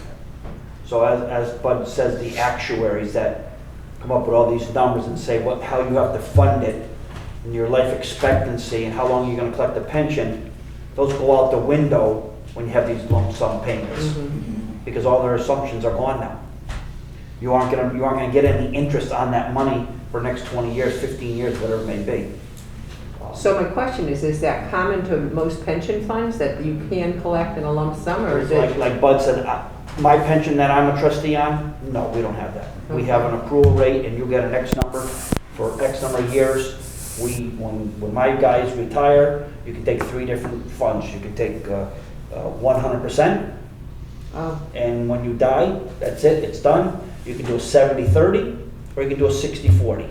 So when I pass away, my wife will still get my pension after I pass, but that's my organization. Everyone's different, but I don't know, with all the building trades and unions that I'm involved in, there's no one lump sum. But everyone's different. Because that puts a burden on small It towns. is. You know, a logical question for one of you to ask, the reason I say this, because Angus and I asked it. Instead of meeting our current payment at 45, should we begin to put more money away? Should we ask the town to give us 55, 65,000 so that we begin to catch up? And the actuary said an excellent question, so I take great pride, but it will make no change in next year's recommended contribution.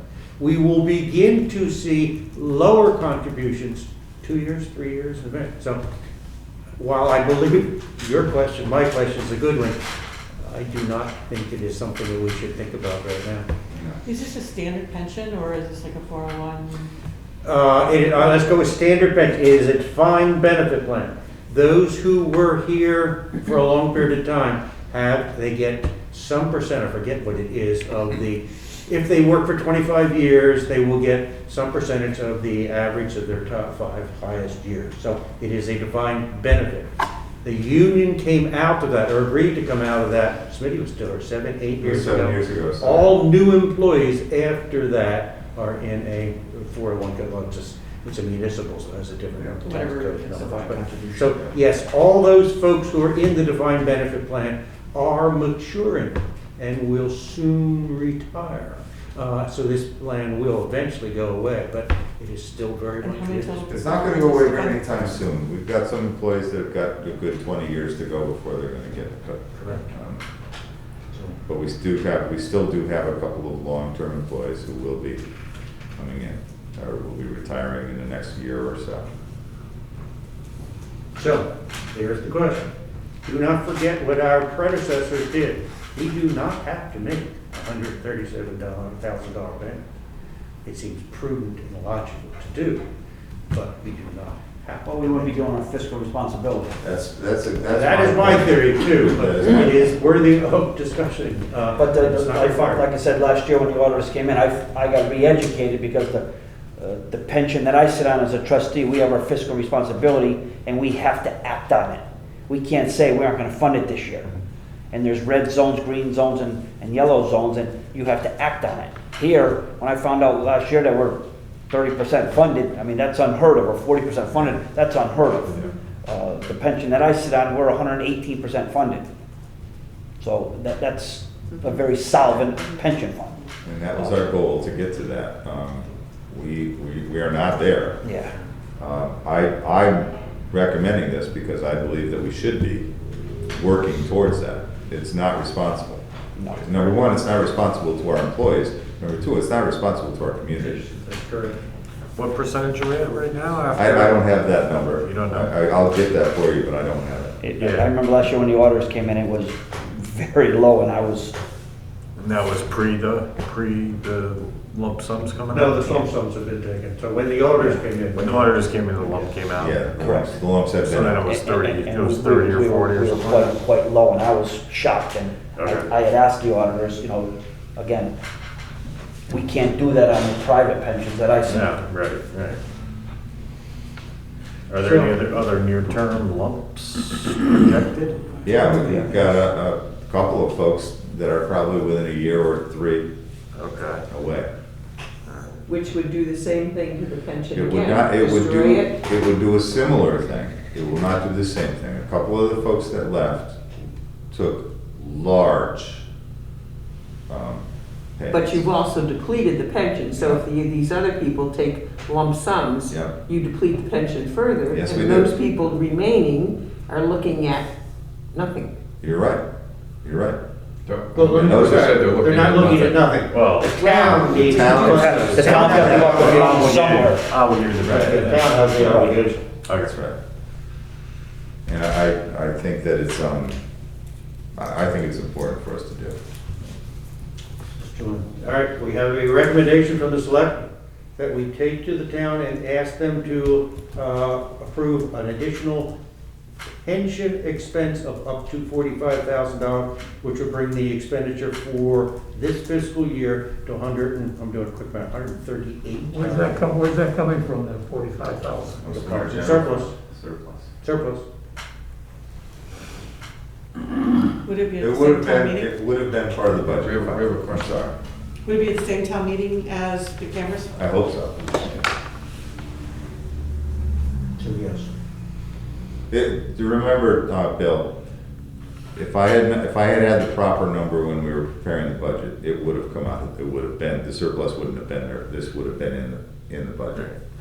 I know what you're saying, I just see it's just the way to the surplus, so that's all. I know. Well, we're gonna have a good conversation about that in a couple of minutes. Yes. I have is anyone willing to make a recommendation to take to town meeting and request for additional $45,000? I'll move that we take it to the town and ask for an additional $45,000 for the pension fund Thank you. For this fiscal year. for this fiscal This year. fiscal year. Yes, correct. Would anyone second that? Second. Thank you. Any additional discussion? All those in favor of taking to town meeting a request to increase the pension expense for this year by an additional $45,000, please say Yeah, you have to take that to town meeting, don't you? Yeah. Yeah, Yes. yeah, there's no We choice. can't do anything with it, just ourselves. It's over 10. Over so 10. We can't just move it. Yeah. It's over 10,000. Way over 10,000. All right. Angus, do you have other things you wish to discuss? No, that's it. We had a good conversation with the auditor this morning. Their audit is just about wrapped up. They gave us a good report today, but we haven't seen it yet. They just gave us some preliminary things, but we'll talk, I'm sure, about our surplus, our projected surplus. And it was a good long conversation. He asked us for 10 minutes and we had him for 45. So. Okay, that's correct. Do they provide a projection on these future pension obligations, or like what you think they might be? In like, like the near, like 2, 3, 4, 5 years? The auditors did not. Yeah. Certainly the actuary. The actuary told us for next year. Right. That's the number that Bud put out there. Yeah, is that something we can ask for them to give a 5-year projection? We can ask them. Yeah. I bet you we have it already, I just did not memorize it. But Yeah. the 280 is what he said, and if we start putting more money in, you will adjust future. Because I think that number is set as of June 30 last. Yeah. that we just It finished. is. That's why he knows that number with confidence. It surprised me though, because I had in my head, we've got a good surplus this year. Maybe we could get a little bit ahead. Not a lot, but a little bit. Yeah. What happens if we add this? Right. And he said, if you gave us $100,000 now, it would only take about $10,000 off of what next year's contribution. Not even the is. 280, the Yeah. year after that. Yeah, That's yeah. correct. Yeah. So it's an interesting, and I don't fully understand it, other than the final number, what we have, Yeah. what our obligation is, the number of people that we're obligated to, Right. and the percentage that we are behind. Yeah. We're not behind, but not funded. Not funded. Be It good to was, have the at actuary. Bud's point, it was practice, it was common practice for us not to fund this stuff for a long time. Be And, good to have the actuary game it out, so we kind of knew, because it's a good idea. Because it's gonna go away, because Yeah. I know it falls into the 401k, so Yeah. it'd be nice to know if they can do that over the next X number of years. Well, we'll ask them for 5 and see what we Yeah, get. yeah. Yeah. It's called kick the can down the road. Yeah. Although, in our world, the can gets up and moves all by itself. But anyhow, so let us take a chat about surplus. We'll highlight surplus, and maybe to give Bill's concern on taking it out of surplus some temping down. I sent you, you read the newspaper that said there was a clean audit at the high school, regional school. And they had, I forget the exact dollar amount they had, but we will receive a little over $400,000 back from the regional school. I should period, because I'm not quite sure when those dollars actually show up. But we will receive from the audit that was finished in June 30 for the regional school, I wrote it down, $400,000. Those numbers, based on our conversation, those numbers come after this fiscal year is over. Those numbers will not be part of this fiscal year. Which is interesting. What isn't it? is the total?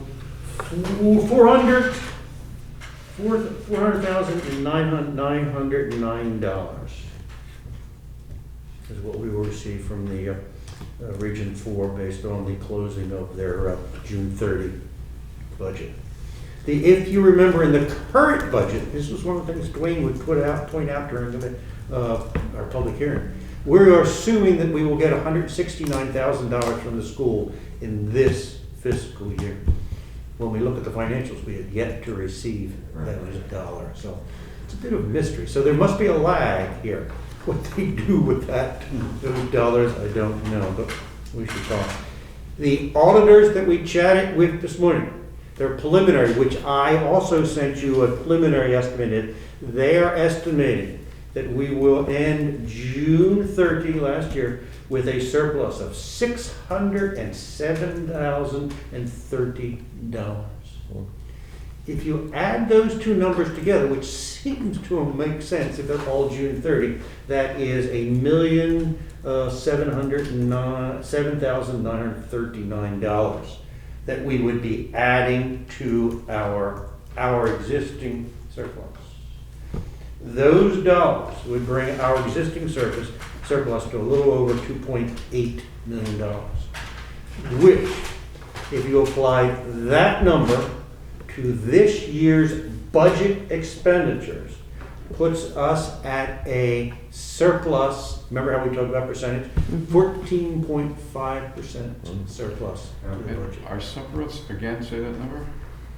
Our surplus is, adding those two numbers would bring our surplus to about 2.8 million. 2.8 million.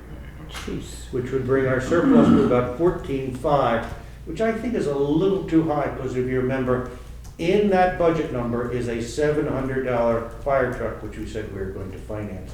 So if you were to take that out, we're exactly at 15%, which is on the high side of the recommendations we have received. So, Right. So I these are think all. it's important to, I don't want to interrupt you, but I'm sorry. I think it's important to keep in mind that while at the very same sentence, I don't think there was even a comma between the school telling us you're going to get $400,000 back. We are going to need that next year. Please support our budget. I don't, and there is going to be every bit of that $400,000 increase. There is going to expect a 5% increase from the regional board this year. So I think that money is coming into our bank account, but it is a good portion of that 400 is going to go right back into that school. Well, that sort of raises the question, and we have no commitment being made anywhere. We should celebrate having an incremental surplus. Should we go figure out a way to get it back to our residents? And how do you do that? That's just a conversation. Do we, instead of financing the fire truck, do we pay for the fire truck out of a portion of that surplus? Angus has a list of other trucks that he wishes to add. Should we consider using it to buy large items, which, if we didn't have these dollars, we would be adding to our budget and asking citizens to pay in the future? So it could be used to reduce future obligations we'd ask citizens to pay. Well, you gotta put yourself in a position where you're not having a tax increase because you use that money for the fire truck on the problem. You don't have the money then. I agree, yes. I'm just trying to use it as opposed to putting it away. Seems to me we have an obligation to put that to use. Well, right now, we space it over a certain period of time based on how much money we have available to us. If we go ahead and take this surplus, this extra surplus, and pay it, and then we have to, suddenly we come tax time, we need the money, we're gonna have to increase taxes again. I'm not quite sure how you get surplus into taxes. Because sometimes we take money from surplus to help the tax mill rate. That's correct. I don't want to see the mill rate go up again. Goes up every single year. I was absolutely assured last year that there was gonna be no surplus this year. Well, we put together a budget that said we would go into our I mean, surplus. I've so- surplus yes, every year, there has been every year, There and I has said that last year. There has been, correct. So what would you suggest? That when we put our budget together, we dip into the surplus and use that to, instead of increasing taxes, we fund it with part of the surplus? Well, I mean, if you wanna turn around and wait until it's budget time and then decide if you have the extra money to use that surplus money for the fire truck, fine, but don't do it now. No, there's nothing we can do now, other than when we approach that fire truck, make a decision how to fund the fire truck. I'm just asking for the kind of things we might want to do. So. Yeah, we've been a little off at times, just in terms of, when the reval came through, we probably could have had a lesser mill rate than what we wound up with. In hindsight. In retrospect. Hindsight being 2020. In Just saying. retrospect, yes, that is exactly. But that has been, it's been kind of a trend, No, you're 100% correct. It's been a bit of a trend. The past 2 years, Yeah. I will suggest the past year for sure, the past 2 years are an anomaly. We've got a tremendous amount of revenue coming in Yep. through building and things like that. Yep. not through taxes. Yeah, And we understood. have got less expenditures because we just didn't do that. No, I know, yeah. So those are a bit of an anomaly, but you're 100% right. Some of that is intentional. We've been trying to build that surplus to that 12 to 15%. Yeah.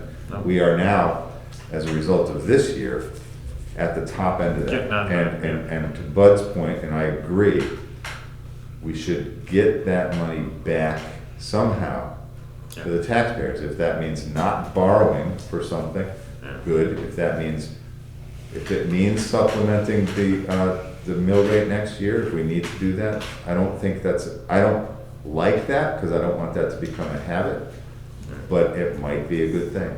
I don't know, if we can write checks to everybody and send it back to the people, that would be appropriate, but that's crazy. So I think Bud's point is, let's think about how we can use this over the next few months when we're in the budget preparation process. And I think that we are at the high end of that surplus. I didn't think we would get past 13 this quickly. Yeah. 13 is the number that I would like us all to agree on, that is the number we want to hover around. Because we were done at 7 or 8 or something. We were done at 5. Or 5, Yeah. whatever it was, yeah, I remember that. There are things that happened in the last couple of years that added to this fund Yep. that we did not expect. And it's, Yep. we sit here, we agree on a budget, we work very diligently on that Yeah, budget I for agree. 2 or 3 months during COVID and other things.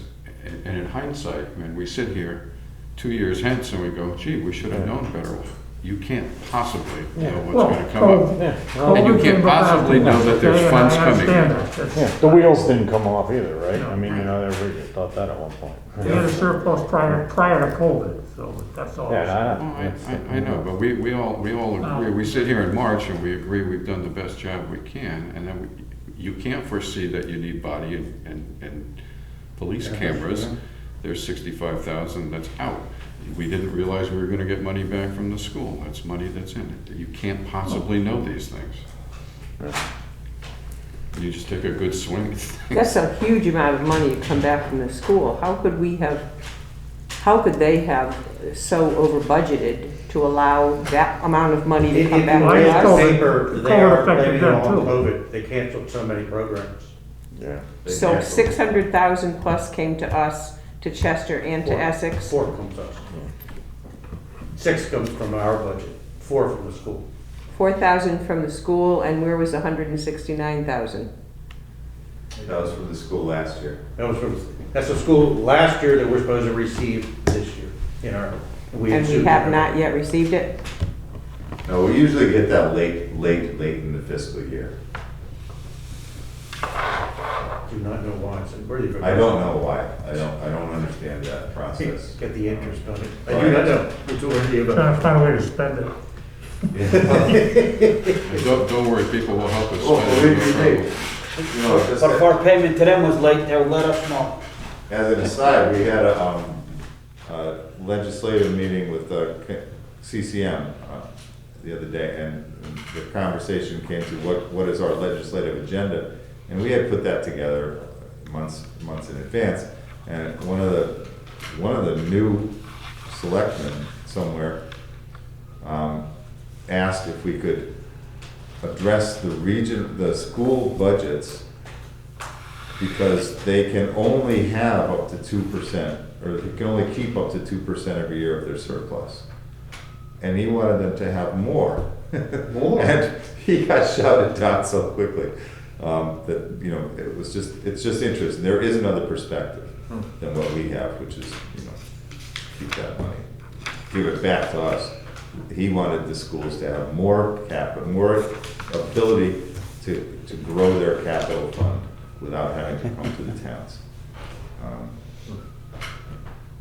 It did not happen, it's not on our agenda, but. To buy property. Yeah, they could buy some land with it. All right, folks, here's what shall we look at the financials? Did anyone come up with anything specific they'd like to talk about? I'm getting paid by the word, so. Oh, there you go. I will take you to one place that is important to highlight, and we learned something today about it, is in town buildings, which is in town hall operation, town building repairs, it's the second to last line. Yes. We have a $50,000 budget, you see we've spent $44,000 of that. 25,000 of that was for an elevator repair over at the library. The insurance has reimbursed us with that. We did not understand at the time that we can put that money back in this line because it was a reimbursement. It's not us moving money, it was a reimbursement, so we don't have to go to town, you guys don't even have to act. In the past, our practice has been that it just goes into the surplus and we know that we overspent that, or we know that we spent that money. Now we know that we can take a reimbursement like this and put it right back into this line. So that, while right now that shows a $4,000, or no, $5,500 balance remaining, that will be up to $30,000 next time you see a report. This is the 7th month, which means conceptually we should have spent it. We do a straight line of 58% of every line item, 42 left, which is and we seem to hit that threshold often. I don't see anything jumping out. No, they're pretty average all the way down, you know. Let's see here. Do I have everything? Selectman assistant, I guess you want to share your. Oh, yeah, you'll see. We haven't spent much of it. You'll see of late, that selectman assistant is 2 salaries. One, we have to figure out how we're gonna fill that role of Jonathan's retirement. So the money that's coming out of that is the money that we left Jonathan with, which I think was in the vicinity of $7,000 a year. You will note in the past, the next time you see this report, you will see the money is coming out a little bit faster. Jonathan has been working to help me recently over the past month with a new grant for the new fire truck grant application. So you'll see more hours, plus he's covering for Joyce on her vacation and things like that. So you'll see additional expenses that will eat into that a little bit, but it will go nowhere near the amount that's budgeted for, but you'll see it increasing at a higher rate than the rest of us because we're using it. Do you want to comment on the application? Is this a new fire? Last month you said we submitted an application for a fire truck. Is this a new application or are you still working on the second one? No, we just submitted this last Friday was the deadline. It is not an application to pay for the truck that we've already ordered. It is an application that there's another truck right behind, the same truck basically, that they want to replace. It is not on my agenda to put in front of you guys for this year. It is their agenda to get that truck replaced. So we've tried for a grant for that. We also applied for SCBA, the same grant we applied for last year. We have some assurances from our representative who has a familial connection to Joe Courtney that she will work hard to make sure we get these. We'll see. But We shall see. Cool. we The can't. other truck's another 750-ish. It's 850. Oh, 850, okay. Inflation. We would hope. We did talk a little bit, now that we're talking about trucks, we talked a little bit last month about the need for a new plow truck. And we introduced the idea that we might want to talk about making that order now, because right now it's 18 months out. If we ordered the truck now, it would be 18 months before we get it. Wow. I'm not yet comfortable with bringing to you the idea that we order that truck, because that means we have to fund that truck. Maybe we talk about utilizing some of our surplus money for that as part of supposed borrowing for it. It's a $250,000 truck. We won't have it by Saturday. We won't have it by Saturday. No, but all of our trucks are in darn good shape and we're ready to go. We had this deal where we gave X amount of dollars every single year to get a truck. How do they run so far behind the trucks? That's Well, you sound like you're on the fire department. We did not put so much money aside every year. What we did, and this is something that we might want to consider changing our strategy. What we did was we borrowed every 5 years. We bought a new truck and we borrowed for that on a 5-year payment plan. And then we would borrow again. Okay. I skewed I that understand because that. I said, rather than do that, let's apply for a grant. That put us 1 year behind. The next year, the Board of Finance decided not to fund it because who knows what's going to happen. This year, we did fund it. We decided to fund it. Yeah, I remember the last 2 years. So that's but I the whole mean, thing.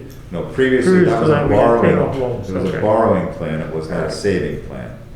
I think it would be, well, that's not a bad plan, and it worked for us. I think I would like to suggest that this year we talk about setting up capital funds for things that we know. So we know that we're gonna need a police cruiser in 2 years. We know that that cost is gonna be $50,000. Why not put $25,000 away this year, $25,000 away next year, then we've got that truck paid, that car paid for when it comes time. Now, if Wayland has a car for us, great. Then we put that money back into it, or we keep it there for when we need it. If they don't have a car for us, we've got the funds to buy it. And I think that's a good way to plan things. I think it's a good way for us to know what our capital, to know how we're gonna fund our capital improvement plan.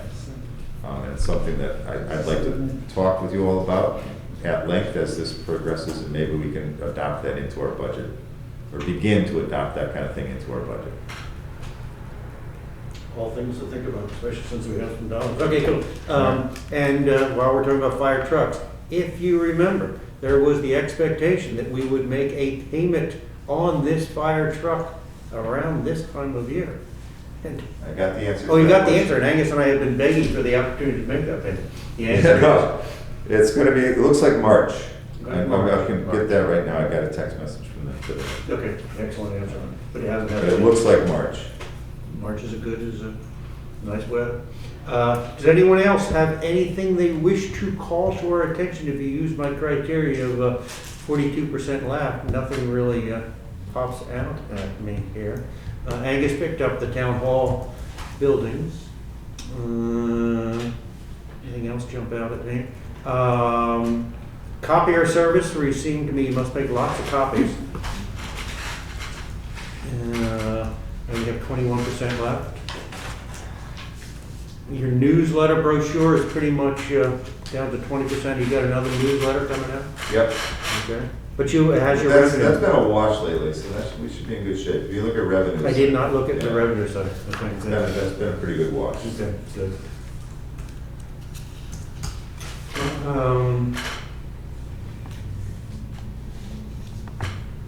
Planning and zoning, so they don't use anything, not using engineering services or printing services. We'll see them increase this year because we've got a plan of conservation and development that we need to do, so they're gonna come in. with This it. year or next year? Coming in for next year's budget, yeah. Someone brought that up at the budget planning workshop, meeting for that. Again, anyone else have any questions? Nothing seems to be jumping out at me. Employee benefits, I'm fogging. And if you note, the pension plan, there's our 93 that we chatted about. Right. We've made an $8,000 payment already, it says here. But anyhow. No, those are fees. Oh, there's your fee. In the pension expense, there are fees for people to help us determine that we have not made the right payment. That is correct. Excellent, okay. Police, we have talked about, we talk every month, and it is a good thing to remind ourselves. We have overexpended our vehicle line item. We budgeted 6.5 to date. We have spent 8.6. So we're over by 2. And we acknowledge that there will be more fees coming in. I expect so, just with regular maintenance. Okay, just regular maintenance, correct. And miscellaneous supplies, we budgeted 2.8 and we have spent 3.9, so we're over slightly there. What is that, just things they need? You got new Equipment, officers. Tasers, the new Oh, tasers you need said to be tasers, replaced. okay. Can you go back to the line item for resident troopers, 210,000? Yes. And we still have 99% left in that budget? That's correct. The town enters into a contract, which was a reference for Tom there, to buy Tom and all the services that come with the state police, such as when Tom's not here, state police will move through town, respond. We enter into a contract. Our constables or trooper will, if we have a prisoner, take them over to the barracks, et cetera. We get lots and lots of services. There's investigation. So that cost us $210,000 is the contract so far. Why have we only spent 2,000 of it? Because they don't bill us. Oh, They ever? bill us. No, yeah, they do bill us, but it's usually towards the end of the year. Okay. That is correct. You see- They make you will almost always see a surplus on that line, because we don't know when we prepare the budget what percentage they're gonna bill us. So the 210 is 100% of the cost. I think this year they're gonna bill it, at this point, I think they're gonna bill us 85% of that. So we'll have some surplus there, but we don't know when we prepare our budget what it's gonna be. Everything you said is true. That's Didn't good. we try and outsmart them? We did. So they have a budget amount and we put 85% of it in the budget? Yeah, we did. I don't think we did that this year. Maybe we did. I don't remember. Yes, you did. I thought we I did. think we might have. I'd have to look back at the minutes. We're too smart for ourselves, but yes. But that's like a known unknown, right? That percentage, we never know. We- We don't know that for sure. In my experience, they've never billed us for 100%. Yeah, But at the time that we're preparing the budget, we can assume they're not gonna bid budget, they're not gonna bill us 100%, but we don't know what the percentage Right, is gonna be. right. But it's- I guess we took a guess at what it was gonna be. Or maybe we had some insider information. okay. One would hope, one would hope. And if you look at police protection, last item there is always mysterious. When our constables are private duty, I don't know what the proper term is, and we bill folks for them standing beside, you'll note that we always budget 30. We put 40 as revenue. We have paid out actually 65, so, and if you look at the revenue side, I think it's 70. So our premise is that there is some incremental value to the town, seems to be a little bit. Firemen seem to be doing fine, unless anyone wishes to stop. Highway department seems like it is worthy of a conversation. I mean, the salaries are fine on highway, except equipment maintenance seems to be low. You only have, of the 60? Yep. 60 we budgeted, you spent 31, so are we okay there? You think there's problems, or? No, I think we're okay. Think we're okay? We've spent 60, we only got 31 left. Oh, is that what it is? Okay, 92 is what we budgeted? Yeah. Okay, Spencer, I don't have my headings here, but excellent. And let's just remind folks, we have 2 line items where we take care of the town roads. General road maintenance, I'm fogging up, and town road, the town aid. The town aid is the dollars amount we get from the state, which is $198,000. We have spent that already, and we're pretty close. Is that a true statement? We've spent a lot of what we budget for the town, right? So we're somewhat, our work on roads is somewhat ahead of our funding sources. How about I say it that way? That's a good way to say it. Remember, we received 98,000 of the town aid road today. We'll get the rest later in the year. We generally try not to get ahead like that and spend the town aid road. But, the last 2 years, we have done that just based on the nature of the roads that needed to be done. And I think we're a little more confident, and we have been anyway, that the state is actually going to provide this money. So we're ahead. I think it's fine. We're right where we want to be as far as. Seems to me you should do the work when it needs to be done and not be constrained by the cash flow of the revenues, but anyhow. Well, in a perfect world, the state would give us that money at the beginning of the fiscal year, and we would go, but they don't. So. Tree removal, which is 40,000, you're getting pretty lean there. Are you Yep. okay? Should we Yep. be, okay? No, we're okay. We're on schedule, we're ahead of schedule, we're getting trees done, as we need to, so. Sounds good. Trying to get rid of all those dead ones on the side of the. So we're okay on seems to be we're okay on highway. You're a little low, but you think we're okay on what we have left? We still got contingency, quite a bit of contingency. Yeah, the only place that I see a problem, and it's not a problem yet, is sand and salt. Oh, really? Both of the cost of both of those materials went up this year considerably. And we have had a weird year this year. We're not plowing a lot of snow, but we're putting a lot of sand and salt on the roads because they're wet and slippery.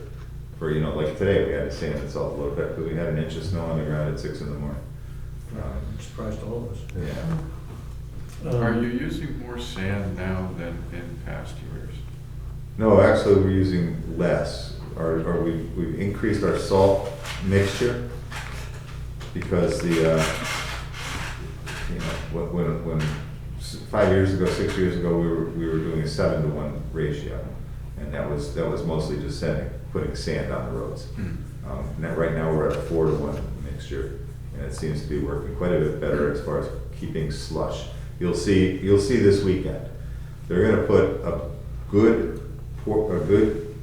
amount of salt on the road early, so that it doesn't become packed ice, it becomes slush and slurry, and then as the storm comes, they'll plow, but the idea is to keep the snow on the road from freezing and getting packed down. We want to keep it slush, and that's why the increase in salt. If you need sand, there's some on Sylvan Terrace. We should reuse sand, shouldn't we? Yeah. You know, we tried to do that many years ago. We were told very clearly you cannot. Can't do it really. I would think many people would be happy going down the street and picking up their sand. I've been using it on my driveway, it works great. How about comments on the waste removal, recycling up there? You seem to be okay in total. Anything in here? Recycling fees seem to be getting high. Bulky waste chipping is high, all of which we keep talking about. Anything up there? You know, we're good. We're in the process of, you know, we may get out of our contract with Mira, depending on where they go. There's also talk of, you know, we've got a proposal from someone else already to go to that is less expensive. But, you know, Mira has been really good to us over the years, really good. And we'd like to give them an opportunity, but they had a meeting this week, and they're having other meetings more and more often about where they're headed, because that group as it exists is imploding. And we need to be prepared to move somewhere else quickly if we need to. You have a substantial, is it a billing issue? We budget 109, we got 67, almost 68,000. Is there a timing issue there? I would think that money we were tight on those things. Well, that's just kind of a seasonal thing though too, isn't it? Spring, you bring a lot more garbage in the spring. For the tipping than the fees? summer. Well, That's where you take, I mean, when That's I go how up there and put it my trash up there, isn't that the tipping fees you take over to Essex? Is there a seasonality? I assume there's a seasonality to trash, but yeah, I would suggest we're gonna be where we need to be with that. that one I would too. If not, you've hinted that we might even be under. Yeah. Okay. And everyone's. Before you Yes, leave yes, that yes. line, we now have a second person on weekends at Yeah. the transfer station. Yeah. That's very nice. Will we get someone also, and this is a question, will we get someone also on Wednesdays and Fridays? I hope so. Okay. We just have to budget for it. You know, that's really is the thing. If, in a perfect world, in my opinion, we would have 3 people up there full-time. A man on the street approached me about that, so I just wanted to bring it up and see where we were headed. Yeah. And that was actually a form of a question due to the number. Carlos is becoming quite friendly up there. I was up there on Saturday, everybody's hollering to him, hi Carlos and everything else, so he has become a well-known man in town. He's also doing a very good job, I think. He's doing a very good job.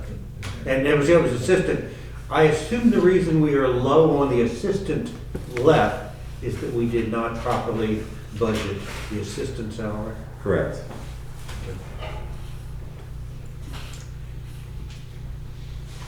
Yeah, anyone else, again, anyone else want to call anything out? I have nothing much here. When will Joyce be back? Not soon enough, let me tell you. Anything on capital we should chat about? Do you remember the fire department equipment, $94,000, question I ask you every month. What is that? Is that the bottles, the breathing bottles? Yes. That is, okay. They have not incurred, they have not spent anything in it, They'll spend every bit of it before they do that. and reval, we're collecting reval in anticipation of future reval. We've got to put that money somewhere so that it just doesn't show up in surplus and we forget about it. I say that all the time. Didn't we do that? I thought we had a line somewhere for that. No, oh, well, it's in here as we're collecting it in tax revenues, but it just drops to surplus. Yeah. In every year. Well, that's what we spoke about, what I spoke about briefly earlier. That would be a perfect example where we know it's an expense that's coming, we put it away. Put it away somewhere. Rather than just throw it into the surplus Yeah. and then remind ourselves, oh yeah, we were gonna spend that, it should be, I it agree. should have its own account, I think. I agree. We keep saying that. You know, that's what we did with Park and Rec for all those years, right? Remember, we're raising money through the carnival, and that's gonna go to this.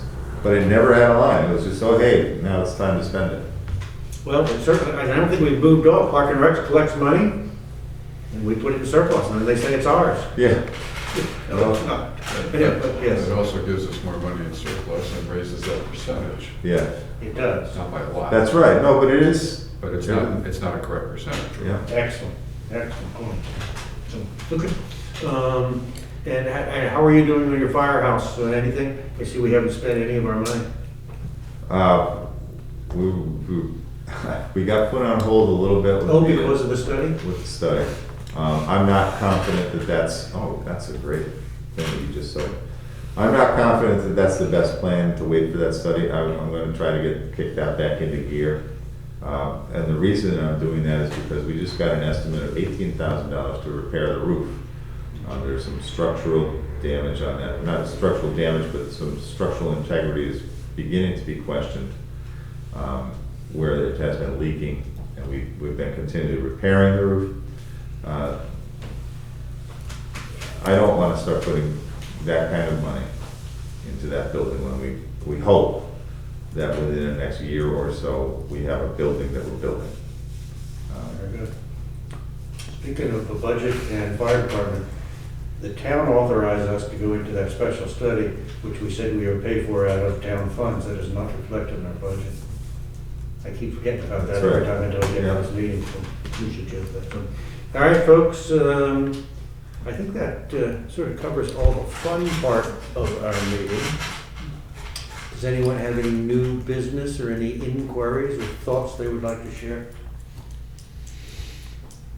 If not, let's entertain a motion to adjourn. So moved. Second? Good. All right, all those in favor of adjourning, please say aye. Aye. Thank you all.